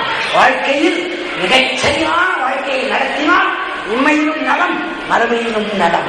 அதே போல அரசாட்சி என்றால் சரியத்தோடு நடக்கிற அரசாட்சியில் எந்த தவறும் நேராது என்று உலகத்திற்கு நிரூபித்தது இஸ்லாம். இன்னொரு பக்கத்திலே அறிவியல் நிறைவாக இருக்கிறது என்று சொல்லி முரண்பாடுகள் அற்றதாக இருப்பது திருக்குர்ஆனும் இஸ்லாமும். எனவே நான் இந்த இஸ்லாத்தை நானே ஏற்றுக்கொண்டேன். இந்த உலகம் ஏற்றாக வேண்டும் என்ற வேகத்தோடு வந்த நாளிலே இருந்து, அதாவது இஸ்லாத்திலே இணைந்த நாளிலே இருந்து 2 முறை உம்ரா செய்திருக்கிறேன். அடுத்த ஆண்டு ஹஜ் போவதற்கு இன்ஷா அல்லாஹ் விருப்பப்பட்டவனாக இருக்கிறேன். அதற்குள் முடிந்தவரை ஆயிரக்கணக்கான மக்களுக்கு இதை எத்தி வைத்துவிட வேண்டும்.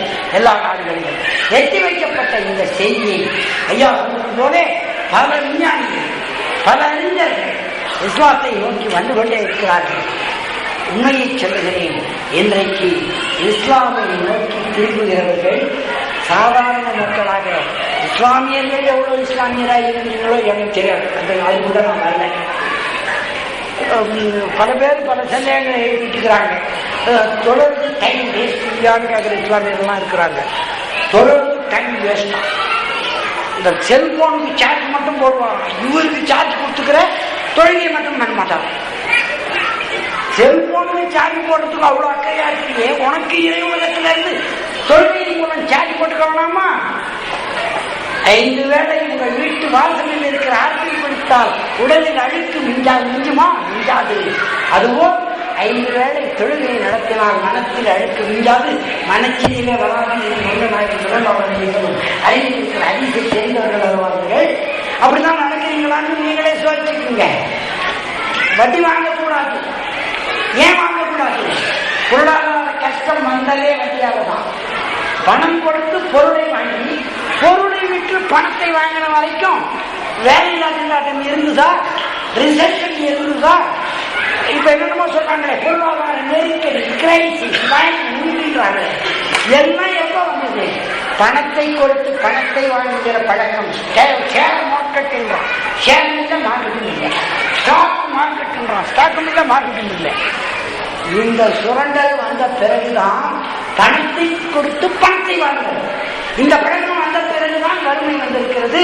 இந்த பழக்கம் வந்த பிறகுதான் நான் வேடிக்கையா சொல்ற மாதிரி, எனக்கு 12 வயசுக்கு போது எங்க வீட்டுல பண கஷ்டம் இருந்துச்சு. எங்க அம்மா சொன்னாங்க வேலைக்கு போகடான்னாங்க. 12 வயசுக்கு என்னையும் என் தம்பி இல்லை, எங்க அம்மா வேலைக்கு போகடான்னாங்க. இப்ப இருக்கிறவங்க பண கஷ்டம் வந்துச்சான், பொருளாதார நெருக்கடி வந்துச்சான், வேலைக்கு போகடாங்க. எங்க அம்மா பண கஷ்டத்துக்கு வேலைக்கு போகடான்னாங்க. இப்ப இருக்கிறவங்க வேலையை விட்டு போகடான்றாங்க. எதனால? வேற ஒரு காரணமும் இல்லை. பணத்தை கொடுத்து பொருளை வாங்கி, பொருளை விற்று பணத்தை வாங்கினால் பொருள் உற்பத்தி வரும். இப்ப பணத்தை கொடுத்து வெறும் வட்டியை வாங்கி பணக்காரனாக பார்க்கிறாங்கல்ல. இதனால அந்த வட்டியினாலே அந்த ஆறாமான விஷயங்களில் தலையிடும் போதெல்லாம் நாட்டுக்கும் சேதம் வருகிறது, சமூகத்திற்கு சேதம் வருகிறது, தனி மனிதனுக்கு சேதம் வருகிறது. ஆக இஸ்லாம் என்பது நிறைவான மார்க்கமாய் மனித குலத்தை அழிவிலே இருந்து காப்பதாய் இறைவனால் வழங்கப்பட்ட மார்க்கம், இறைவனே வழங்கிய மார்க்கம். ஒரு புத்தகத்தை இவரோ அல்லது சாய்வோ ஒரு புத்தகத்தை வெளியிடுகிறார்கள் என்றால் 10 வருஷம் பொறுத்து வெளியிடும் போது அது என்ன செய்வாங்க? விரிவாக்கப்பட்ட பதிப்பு, திருத்தப்பட்ட பதிப்பு தான் வெளியிடுவாங்க. 1431 வருஷமா விரிவாக்கப்படுவதற்கோ திருத்தப்படுவதற்கோ வாய்ப்பே இல்லாமல் விரிவாக்கப்பட்டே திருத்தப்பட்டே இருக்கிற ஒரே புத்தகம் திருக்குறள். விரிவாக்கப்பட வேண்டிய அவசியம் இல்லை, திருத்தப்பட வேண்டிய அவசியம் இல்லை. அதை பாதுகாக்கும் பொறுப்பை அவனே ஏற்றுக்கொண்டான். ஏற்கனவே அந்த வேதங்களை சிதைத்து விட்டோம் மனித குலம் என்பதனாலே. ஆக திருத்தமான, விரிவாக்கப்பட்ட, முழுமையான, நிறைவான, இறைவனையே சொன்ன வார்த்தைகள் அடங்கிய வேதத்தையும் அதை அப்படியே வரிக்கு வரி, வார்த்தைக்கு வார்த்தை வாழ்ந்து காட்டிய முறைகள் நபிகள் ஸல்லல்லாஹு அலைஹி வஸல்லம் அவர்களும் சஹாபாக்களும் தியாகிகளும் வாழ்ந்து காட்டிய உம்மாக்களும் வாழ்ந்து காட்டிய அந்த முறை இந்த உம்மத்தை சேதமில்லாமல் அப்படியே கொண்டு போகிற முறை, இம்மை நலன்களை வழங்குகிற முறை, சகிப்புத்தன்மையை, பொறுமையை, ஆணவமற்ற தன்மையை, பொறாமையற்ற தன்மையை ஒரு மனிதன் அடைய வேண்டும் என்றால் இஸ்லாத்தே வழி என்று உணர்ந்து கொண்டதனால் சொல்லுகிறேன். இந்த மார்க்கத்திற்கு எல்லோரும் வர வேண்டும். அப்படி வருகிறவர்களுக்கு இதாயத்தை தருவது அவனுடைய வேலை. நாம் மதம் மாற்றுகிற வேலையை செய்கிறவர்கள் அல்ல அல்ல அல்ல. ஆனால் எத்தி வைக்க வேண்டிய கடமை இருக்கிறது. நான் உணர்ந்ததை என் சகோதரருக்கு எடுத்து சொல்ல வேண்டிய கடமை எனக்கு இருக்கிறது. இந்த பணிக்கு இந்த ஊரில் வாய்ப்பளித்த இறைவனுக்கே எல்லா புகழும், எல்லா நன்றியும். இது பங்கு பெற்ற உங்களுக்கெல்லாம், இதுவரைக்கும் கேட்ட உங்களுக்கெல்லாம், நான் இங்கே வருவதற்கு காரணமாக இருந்த ஜோருமா சாஹிப் அவர்களுக்கும், இஸ்மாயில் அவர்களுக்கும், இந்த இந்திய கத்தர் இஸ்லாமிய பேரவை நண்பர்களுக்கும், பல பகுதிகளிலிருந்து சிரமம் வராமல் வந்திருக்கிற உங்களுக்கும் இந்திய நலன்களையும் நல்ல நலன்களையும் அல்லாஹ் தஆலா வழங்க வேண்டுமாய் கேட்டுக்கொண்டு பிரார்த்தித்துக் கொண்டு கேட்ட செய்திகளை இந்த இரவே சிந்தித்து பாருங்கள். எல்லோரும் சரியாக கொண்டிருக்கிறோமா என்று பாருங்கள். போகவில்லை என்றால் மாற்றிக்கொள்ள முயற்சி செய்யுங்கள் என்று மட்டும் தெரிவித்து, இது பெரியார் காலத்திலே என்று சொல்லப்பட்ட செய்தி. கேளுங்க, கேட்டதை சிந்திச்சு பாருங்க. சரி நான் ஏற்றுக்கீங்க, இல்லைன்னா தள்ளுங்க. நான் சொன்னதுனாலேயோ கட்டாயம் யோசிக்கிற கட்டாயம்லாம் கிடையாது. சிந்திக்க தவறாதீர்கள், சிந்தித்து செயல்படுங்கள் என்று கேட்டுக்கொண்டு நிறைவு செய்கிறேன்.